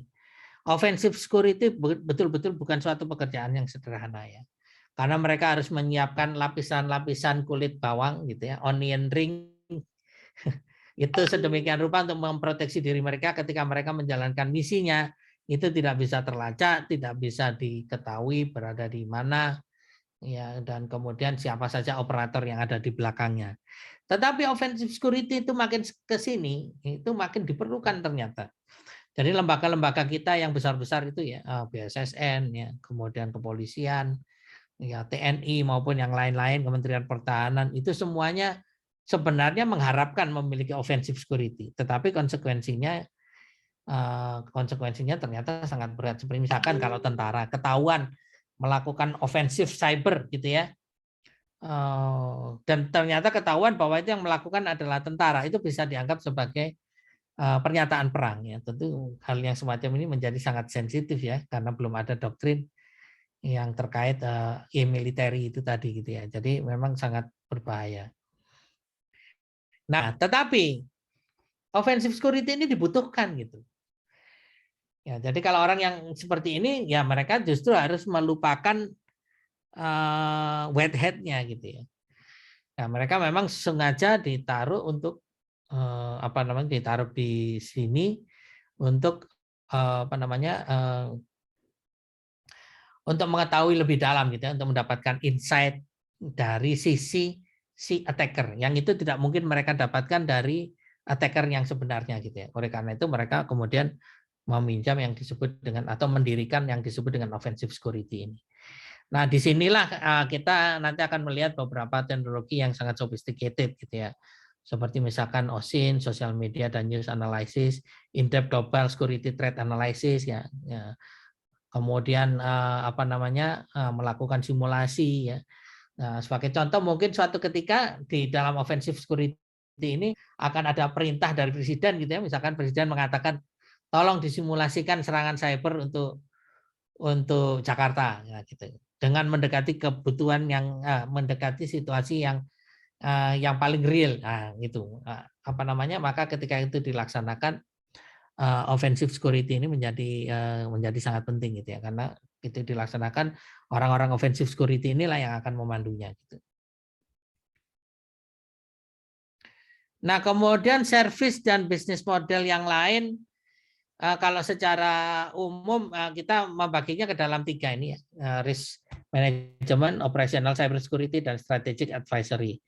Nah, semakin ke atas ya strategic advisory ini semakin ke sisi manajemen, sementara yang semakin ke bawah itu sampai ke operational cyber security itu adalah apa namanya, level yang lebih apa ya, yang lebih banyak gitu ya, apa namanya, yang lebih besar volumenya gitu ya, peluangnya juga lebih besar dibandingkan yang di strategic advisory tadi. Tetapi strategic advisory itu kadang-kadang nilainya lebih dari lumayan gitu ya. Kayaknya lebih dari lumayan. Sementara kalau yang di operational cyber security ini karena jumlahnya banyak, itu pesaingnya banyak yang melakukan pen test tadi ya, yang melakukan managed service dan lain sebagainya sekarang mulai banyak, sehingga terjadilah ini persaingan di operational cyber security ini. Sementara yang ada di atas di risk management itu nggak terlalu banyak berubah karena mahalnya sertifikasi tadi. Sementara kalau yang strategic advisory yang kayaknya nggak modal apa-apa tapi dapatnya paling gede gitu. Karena apa? Karena mereka ada di level strategic advisory dari apa namanya, dari pimpinan-pimpinan tadi gitu ya. Nah, ini contohnya ya, apa saja yang dikerjakan di dalam strategic advisory kepada si level management ya. Misalkan dia membantu untuk mendefinisikan security program, kemudian policy dan prosedur, kemudian bagaimana menerapkan enterprise security arsitektur gitu ya. Ini adalah contoh-contoh bagaimana pekerjaan yang di level paling atas tadi ya, strategic advisory. Kita melihat di sini sangat sedikit yang bersifat teknikal gitu ya. Kebanyakan semuanya bicara tentang masalah strategik, masalah manajemen gitu ya. Kemudian apa namanya, ini ya, security program management ya. Ini khusus mereka yang security expert yang memang berada di dalam satu organisasi yang tugasnya itu untuk menyelenggarakan security program secara continuous gitu ya. Nah, ini termasuk bagian dari security assurance tadi gitu ya. Jadi ada officer yang khusus menyelenggarakan security ini secara terus-menerus di dalam satu organisasi. Nah, ini memang dimandatkan di dalam apa namanya, biasanya di dalam regulasi gitu ya.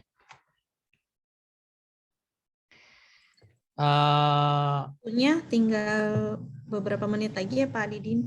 Oke ya. Jadi ini masih yang di strategic advisory tadi ya. Jadi tugas-tugasnya ini menyelenggarakan program, kemudian membuat policy dan prosedur ya, baik itu membuat maupun mereview yang sudah ada. Kemudian yang berikutnya ini ya, membangun enterprise security model arsitektur. Ya, ini penting karena biasanya perusahaan-perusahaan yang sudah established sekarang ini, misalkan BUMN atau yang lainnya ya, sekalipun itu perusahaan-perusahaan besar, mereka itu belum pernah punya yang namanya enterprise security arsitektur.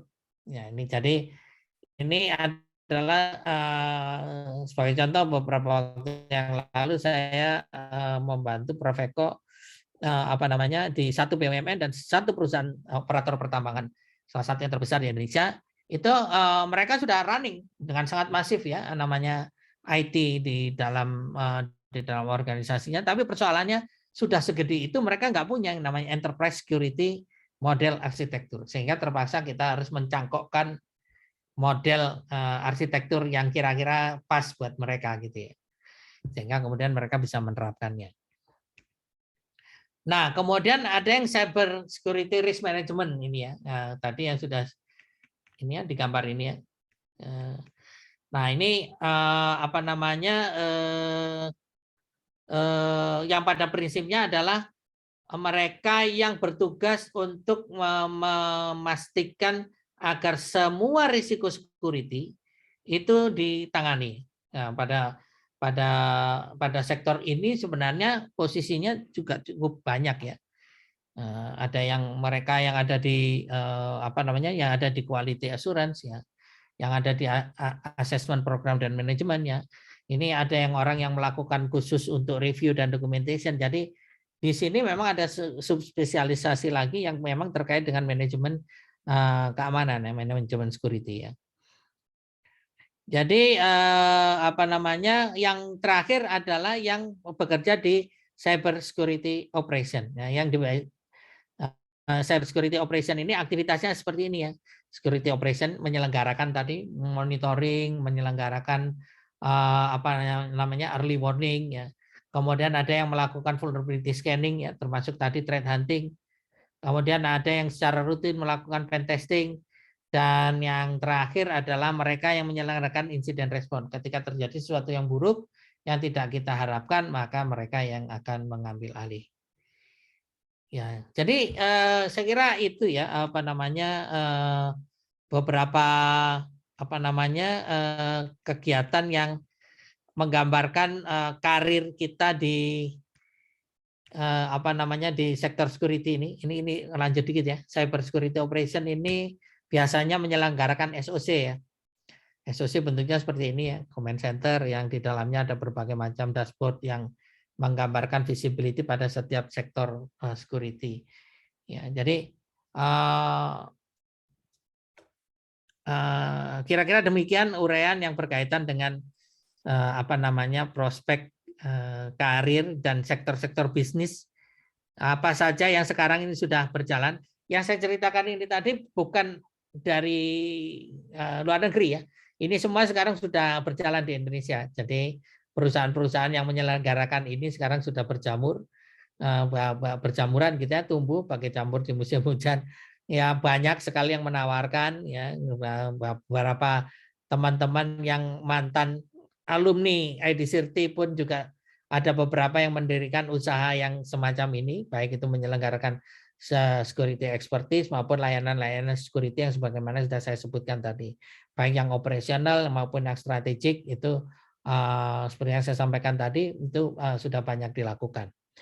Jadi intinya teman-teman nantinya saya sih berharap setelah ini kemudian ada yang mulai memikirkan oh ternyata kalau di sektor ini ternyata cukup menjanjikan gitu ya. Kira-kira saya mau berbuat apa nih? Kira-kira apakah lebih baik jadi bisnisnya saja gitu ya, bisnismennya gitu ya. Kalau ngoprek kayaknya saya kurang jago gitu ya. Nah nggak apa-apa lah, nggak ngoprek juga yang penting dapat cuan gitu ya. Nah itu mungkin mau bikin bisnis dan mungkin berpartner dengan teman-temannya dan mencari investor ya atau mungkin membuka startup yang akan memberikan pelayanan-pelayanan dan solusi-solusi baru di bidang cyber security atau IT security secara general. Saya kira itu mudah-mudahan teman-teman nanti bisa berdiskusi gitu ya. Kira-kira seperti apa atau mungkin punya pertanyaan-pertanyaan silakan. Ya Pak, terima kasih Pak. Sedikit tambahan mungkin sekarang juga BSSN kan juga udah mulai merambah ke semuanya ini ya Pak untuk pembangunan security ini di setiap sektor ya Pak ya. Kayaknya sekarang sudah mulai banyak saya lihat teman-teman yang dulu di IDCIRT di BSSN udah mulai ya menyeluruh lah untuk semua sektor membangun keamanannya masing-masing gitu. Jadi peluang banget. Nah, kita buka aja nih untuk pertanyaan. Sebenarnya sih sudah ada di kolom chat. Saya sudah ajukan siapa aja mau nanya. Di sini ada Vendra. Vendra mau tanya langsung atau saya bacakan nih? Saya bacakan aja ya. Kalau dari jaringan inspeksi serangan seperti apa Pak katanya gitu? Dari inspeksi serangan. Maksudnya gimana nih? Buka mic-nya aja, Vendra. Dari jaringan, ini dia. Selamat sore, Pak. Sore, silakan. Pak, ini saya mau tanyakan kalau kan saya awam Pak ya di network security juga, di security. Kalau dari sisi networking Pak. Ini serangan kan bermacam-macam tuh Pak ya. Kita inspeksinya pakai apa? Menggunakan tools apa Pak ya? Terima kasih gitu aja Pak. Kalau tools yang digunakan di network untuk memantau anomali traffic begitu ya. Ya biasanya sih kita bisa menggunakan kalau yang pasif tentunya yang berupa IDS ya. Kalau kita mau juga melakukan sesuatu untuk menghadapi ancaman tersebut, biasanya harus punya kemampuan inspeksi ya, apa namanya proaktif ya. Ini biasanya pada peralatan-peralatan IPS. Ya, jadi dua tools itu masih belum bergeser jauh sih. Ya, apa namanya mungkin tambahannya di IDS atau IPS yang baru itu sudah dilengkapi dengan yang pakai nama biasanya pakai nama tambahan next gen ya, next generation IPS, next generation IDS itu biasanya mereka ditambahi dengan kemampuan untuk menginvestigasi traffic yang terenkripsi ya, atau misalkan sekarang kan hampir semua website itu menggunakan HTTPS. Jadi dia bisa menginspeksi isi dari HTTPS. Ya ini perbedaannya gitu ya yang dulu dengan sekarang. Jadi kalau tools saya kira nggak terlalu banyak perubahan ya, dulu dengan sekarang kayaknya mirip-mirip aja gitu. Tetapi mungkin yang next gen itu tadi biasanya selain ditambahkan kemampuan untuk inspeksi pada traffic yang encrypted, juga dia bisa dilengkapi dengan yang generasi yang ketiga sekarang ini ya, generasi yang ketiga itu dilengkapi dengan artificial intelligence.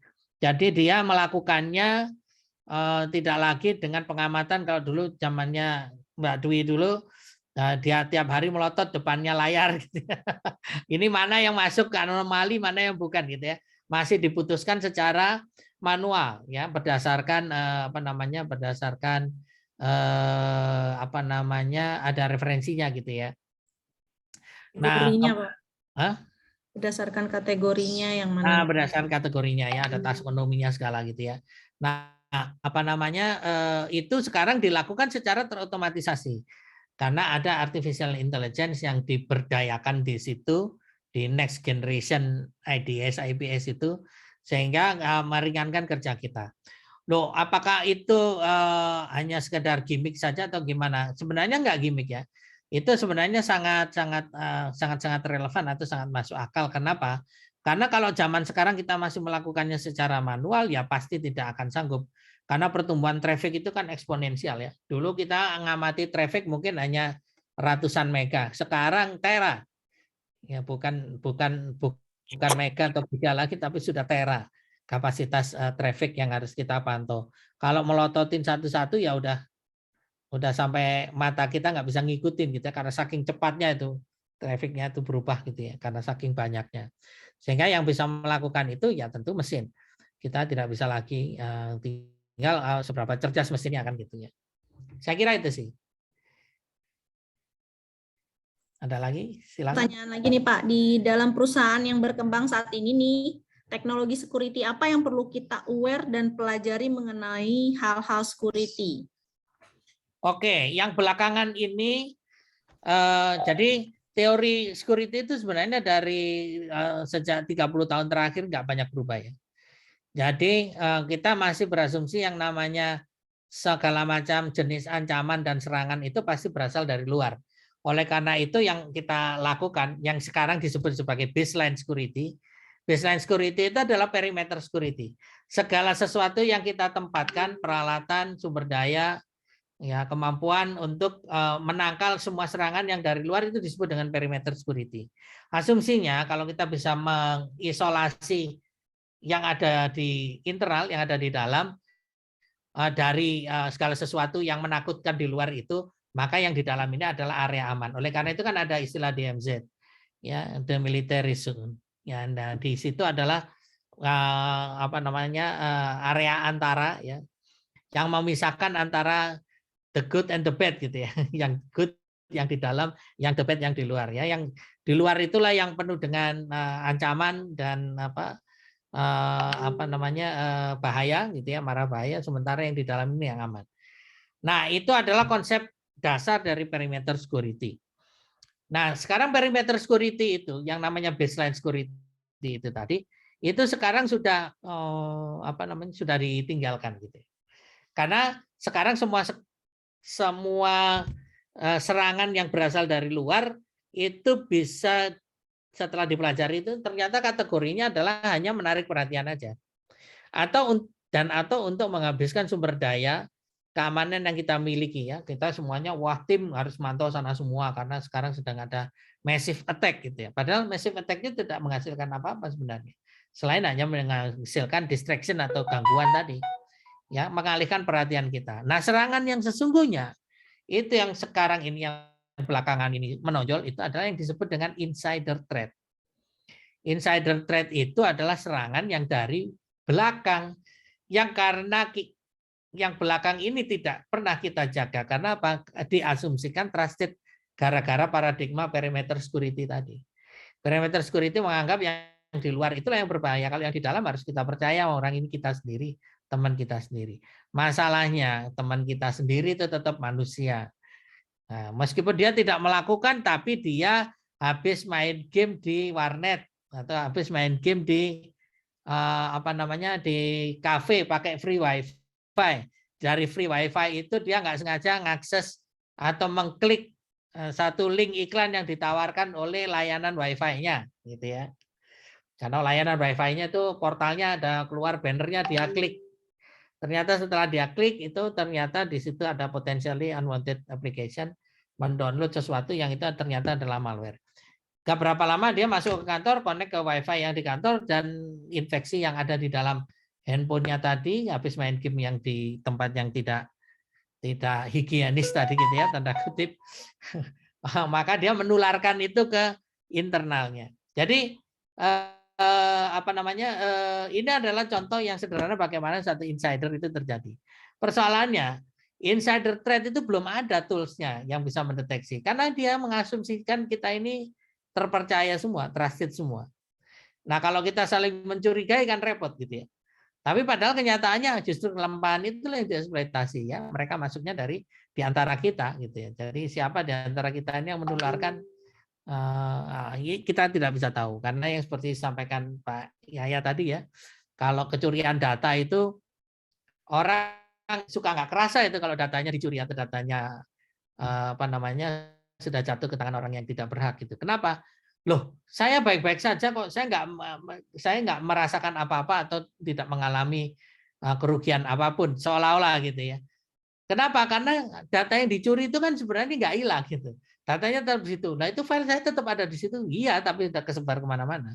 Isinya udah diketahui oleh orang banyak gitu. Saking banyaknya data bocor di Indonesia ini dan tidak disikapi dengan benar dan tidak ditindak lanjuti sedemikian rupa, maka sampai-sampai di Indonesia itu hanya tinggal ada satu rahasia aja, yaitu namanya rahasia umum gitu ya. Jadi sudah tidak ada rahasia di antara kita. Ya, itu kalau kita ada rahasia di antara kita itu malah kita dimusuhi gitu ya. Jadi semuanya harus diketahui oleh Lambe Turah dan kawan-kawan. Jadi seperti itu ya. Jadi security yang terkini itu adalah security yang bisa memantau insider tadi. Jadi kalau sekarang insider itu selalu melibatkan dua hal. Yang pertama behavior dari manusia. Jadi social engineering di sini yang nomor satu.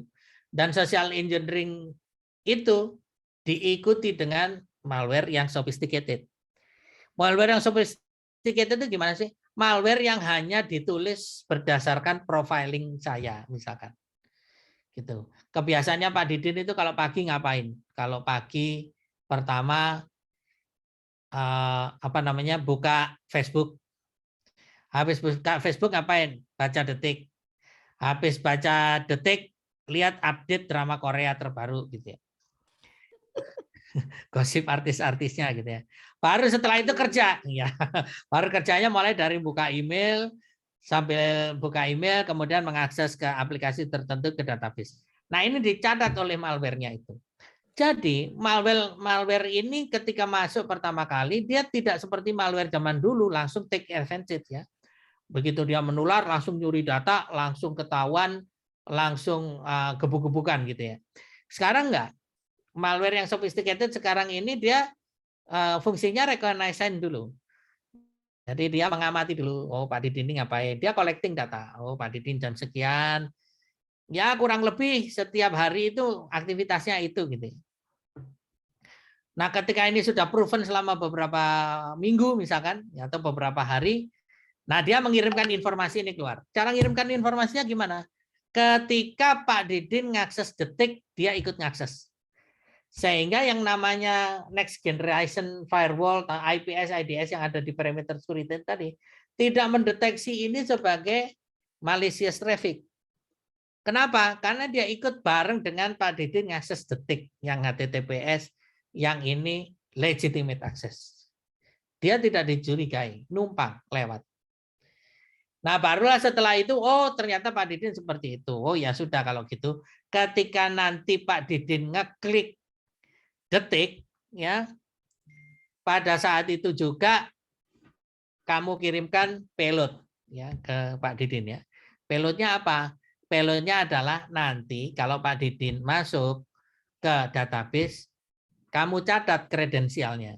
Pakai apa? Keylogger misalkan. Oh, ketika Pak Didin akses ke database, username-nya ini, password-nya ini. Nah, barulah kemudian itu dilempar lagi keluar. Nah, sekarang di tahap ini dia sudah punya yang namanya kredensial akses terhadap database. Nah, bagaimana pintu masuknya? Oh, gampang. Nanti ketika Pak Didin akses detik lagi, tanamlah payload yang berikutnya, yang ini adalah backdoor. Backdoor-nya apa? Ketika Pak Didin nanti mengakses Facebook, bikinlah tunnel ke CNC. Dari CNC nanti dia bisa remote ke dalam ke komputernya Pak Didin, dan dari situlah dia bisa mulai ikut masuk ke dalam database menggunakan kredensialnya Pak Didin. Pelan-pelan dia ngedam database-nya sampai terkumpul sebanyak 200 juta lebih data EKTP ya gitu. Ini kasus yang BPJS kemarin ya. Ini yang disebut dengan insider. Ya, insider threat ya, atau apa kalau TTP-nya itu disebut dengan APT ya, advanced persistent threat. Jadi kalau nanti dengar istilah APT itu ya kayak begitu itu tadi ceritanya. Ilustrasinya seperti itu. Nah, ini belum ada teknologi security yang bisa mendeteksi ini. Paling dekat teknologi yang bisa mendeteksi ini kalau di dalam ya insider threat itu disebut dengan UEBA, User Entity dan Behavior Analysis. Ya, jadi yang dipelajari adalah behavior orangnya. Ya, jadi memprofil orangnya tadi. Ketika ada yang menggunakan akun Pak Didin untuk mengakses ke database, padahal Pak Didinnya lagi cuti, ya mereka itu dicurigai sebagai aktivitas yang malicious. Ya itu pekerjaannya dari tools yang namanya user behavior analysis tadi. Itu salah satu contoh bagaimana mendeteksi yang disebut dengan insider tadi. Jadi yang sekarang ya dan nanti ke depan yang model seperti ini yang di insider itulah nanti akan banyak.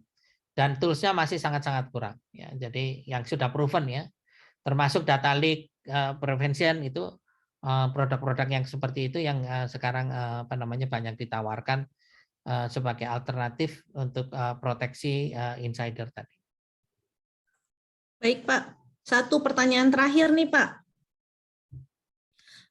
Bagaimana cara orang awam dalam bidang security mempelajari security yang diakui skillnya? Sedangkan Bapak bilang tadi untuk sertifikasi saja seharga 4.000 USD. Tapi jangan lewat ini ya, underground ini kayaknya. Kalau skillnya diakui sih banyak ya Pak, bisa. Tapi jadi kita mesti bedakan antara skill dengan sertifikasi. Kalau sertifikasi itu dalam rangka kita memenuhi standar tadi ya. Nah, tentu kita nggak perlu semuanya harus punya, enggak dong. Ya, kita misalkan konsentrasi apa? Misalkan konsentrasi forensik, oke. Yang kita pelihara dan kita kejar itu sertifikasi forensik. Terus apa lagi yang generalnya? Yang generalnya mungkin misalkan ethical hacker. Ya, ethical hacker kita. Jadi dua itu, ethical hacker dengan forensik. Ini aja yang kita ambil sertifikasinya. Mahal. Iya, tapi ini saja yang kita investasikan. Itu cukup. Nah, yang selanjutnya, yang di dalam portofolio kita itu bukan sertifikat, ini hanya syarat aja. Supaya diakui secara global gitu ya. Ya, supaya diakui secara global. Nah, yang paling penting adalah bagaimana kita portofolio tadi. Kalau track record-nya menunjukkan, setiap bulan dia 2 kali melakukan forensik, ya konsisten selama 2 tahun atau 3 tahun tadi. Nah, itu tadi yang memiliki value sebagaimana lowongan pekerjaan yang saya tuliskan tadi ya. Sarannya 2 tahun incident handler. Itu ketahuannya dari mana? Ya itu tadi, portofolionya tadi tulis. Saya nangani insiden ini dalam 2 tahun. Jangan sampai punya sertifikasi 10 gitu ya, keren semua, tapi portofolionya isinya tahun pertama jual bakso. Tahun kedua ikut ngasih training security ya. Tahun ketiga obyekan bisnis yang lain gitu ya. Nah, ini enggak konsisten. Ya, track record-nya, portofolionya tidak bagus, tidak menunjukkan skill. Jadi kita harus bedakan antara sertifikasi untuk mendapatkan pengakuan tadi, dan itu tidak perlu semuanya. Pilihlah yang paling spesifik, yang paling menggambarkan skill kita, ya, yang paling sesuai dengan skill kita. Kalau misalkan forensik, ya kita sertifikasi forensik. Jangan sampai terjadi misalkan portofolio kita semuanya forensik tapi kita nggak punya sertifikasi forensik. Akhirnya kita nggak diakui meskipun portofolionya bagus. Ya, sehingga akhirnya harus kombinasi dari itu tadi. Pilihlah sertifikasi yang memang sesuai dengan track dari karir kita yang akan kita jalani, dan itu kita konsisten di situ. Kita ngisi portofolionya adalah sesuai dengan sertifikasi yang kita miliki. Jangan sertifikasinya CHFI tapi kerjaannya pentest melulu gitu ya. Nah, ini nggak cocok. Kalau begitu mending langsung sertifikasi pentest. Ya gitu ya. Jadi dengan demikian inline antara sertifikasi yang merupakan prasyarat untuk pengakuan tadi dan sertifikasi profesional untuk pengakuan tadi, dan satunya lagi track record. Dan jangan lupa tadi yang paling penting dari 2 ini, meskipun punya sertifikat dan punya track record berupa portofolio itu tadi, harus mencatatkan integritas yang tinggi gitu ya. Jangan sampai di antara sela-selanya itu pernah ketangkap karena bantuin ngehack apa gitu. Jebol website apa gitu ya Pak, itu nggak boleh ya Pak? Nggak boleh, jangan. Kecuali memang disuruh ya, pentesting kan juga ada sertifikatnya ya Pak. Tentu kan ada perjanjian ya, ada NDA. Jadi kita melaksanakan itu berdasarkan perintah, berdasarkan istilahnya itu scope of work ya. Jadi ada scope of work yang diperjanjikan.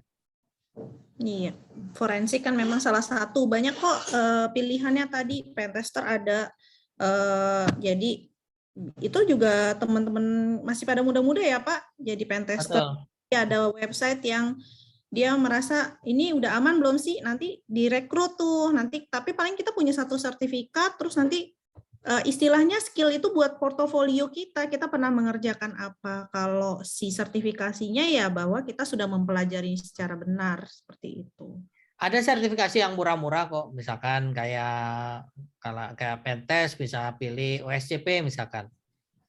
Kalau LPT-nya isi Council kan masih lumayan mahal, tuh bisa sampai puluhan juta. Kita bisa pilih yang OSCP yang lebih murah ya. Tapi OSCP juga sudah diakui.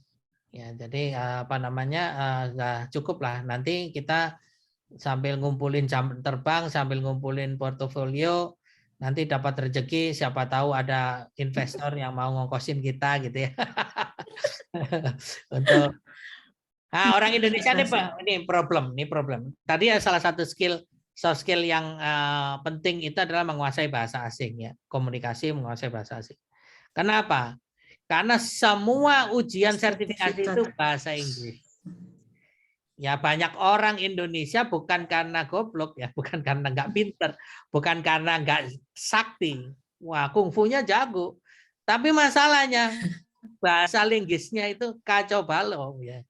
Ya, jadi dia kurang bisa memahami padahal pertanyaan-pertanyaannya itu Sudah pada jebakan. tahu jawabannya. Nah, pertanyaannya itu jebakan gitu. Jadi pertanyaannya manakah yang paling? Nah, gitu kan. Itu kan harus seperti apa yang tertulis di buku gitu. Ya, jadi kalau kita nggak memahami bahasa Inggris, ya what is the most gitu ya. Ya what is the most ini sing ngendi sing most sih. Ya itu jadi itu kemampuan berbahasa itu penting. Jadi kalau memang kita belum berbahasa Inggris yang baik, sementara ujiannya nggak tersedia dalam bahasa Indonesia, lebih baik kalau saya sih jangan ujian dulu, ya. Gitu. Karena kita masih bisa dompleng lah gitu ya. Kalau itu tadi makanya tim ya. Kalau teamwork kita dompleng, misalkan nih, yang cara paling cepat untuk menghasilkan duit itu kan pentester.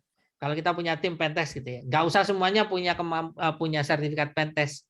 Ya cukup 1-2 orang. Gitu. Nah itu aja yang kita jual gitu ya. Nah, tapi nanti pada saat itu melaksanakan kita ikut. Itu adalah salah satu trik yang sering digunakan ya di dalam secara pragmatis di dalam mengerjakan proyek-proyek pentest seperti itu. Ya. Oke Pak, terima kasih nih udah waktunya juga sudah lewat. Saya terima kasih banyak kepada Pak Didin selaku pembicara hari ini. Banyak banget nih ilmunya ya buat teman-teman di sini yang masih punya impian ke depan gitu kan, mau ke arah mana. Tadi banyak banget yang namanya alternatif karirnya, nggak cuma sebagai programmer, bisa juga tadi sebagai konsultan, dari bisnis juga bisa gitu, dari sisi keamanan ini banyak sekali. Nah, sedikit saya mau info kalau di sini kita acara ini tuh pakai Eventversity. Jadi di semuanya kegiatan ini dikelola oleh Eventversity. Nanti juga sertifikat untuk acara hari ini juga akan dikelola oleh Eventversity ini, yang nanti saya akan tampilkan sedikit video apa sih Eventversity ini. Boleh ya Pak Didin ya saya sisipkan sedikit. Ya, silakan Mas Nando. Bisa di setel videonya. Oh, Pak Nandonya sedang berhalangan, Bu. Ibu bisa langsung klik atau bagaimana ya? Dari situ. Soalnya kan ada di link-nya ya, Bu. Oh, langsung klik linknya. Tadi videonya ada di mana ya? Oh. Saya share aja langsung. aja. Bapak atau saya, Pak Andi? Saya aja, Bu, langsung. Oke.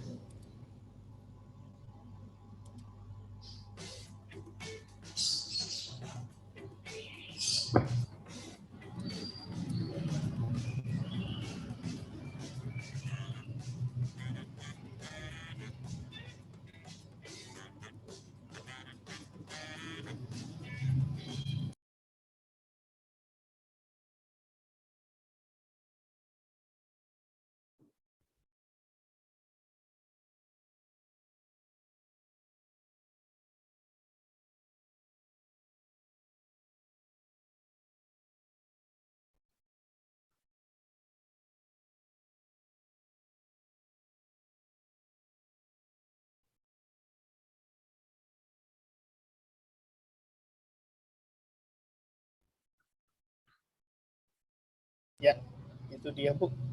Saya kembalikan lagi ke Ibu Ade. Jadi itu menerbitkan sertifikat untuk kegiatan begini-gini ya? Ya, jadi kegiatannya dikelola langsung, misalnya ada acara dari teman-teman di sini, atau Pak Didin sendiri mau ada acara, nanti tinggal semuanya sudah dikelola sama Eventversity ini.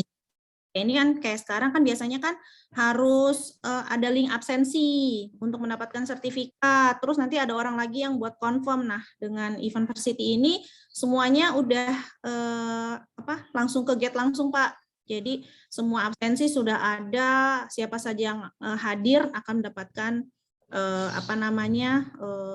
sertifikatnya langsung gitu. Jadi lebih mudah ya, kita nggak pusing-pusing lagi udah mikirin narasumber siapa, ini siapa. Nah ini udah dikelola untuk yang urusan peripilannya seperti ini. Gitu. Nanti bisa kontak dengan Pak Ivan di sini. Pak Ivannya malu untuk berbicara, Pak Ivan mungkin bisa bicara. Itu aja sih Pak Didin. Nanti kita ada souvenir sebenarnya buat Pak Didin dari Mercu Buana. Nanti saya bicarakan di sini untuk formalitas, nanti akan saya kirimkan ke Pak Didin langsung. Terima kasih, banyak sekali ilmu yang bisa kita dapat dari sini ya teman-teman. Semoga kalian semua lebih semangat lagi nih, kan kalau untuk mata kuliah dasar keamanan komputer memang di Mercu Buana di semester pertama nih Pak. Jadi kita pengen mahasiswanya ada semangat sedikit sih. Apa sih mereka mau pandangannya kemana? Nah ini satu sisi dari sisi keamanan. Masih banyak sih teman-teman ada sisi yang lain. Cuman kan kita bagus ya dari sekarang. Dari luar tuh kayak gimana sih profesinya kalau keamanan. Terima kasih banyak Pak Didin. Untuk hari ini mungkin Bu Ratna masih ada di sini atau Pak Yaya bisa kita tadi foto udah difoto ya sama Pak Andi. Itu saja saya ucapkan terima kasih. Wassalamualaikum warahmatullahi wabarakatuh. Waalaikumsalam warahmatullahi wabarakatuh. Waalaikumsalam Teman-teman semua, terima kasih. Assalamualaikum warahmatullahi wabarakatuh. Terima kasih Pak Yaya Sudarya. Terima kasih Bu Ratna. Saya izin Terima kasih ya semua. teman-teman. Iya Pak, terima Terima kasih. kasih Pak Didin. Terima kasih Pak. Saya close semua ya. Iya Pak. Pak Iya, Yaya, Bu Pak. Ratna, terima kasih. Terima kasih Pak. Terima kasih.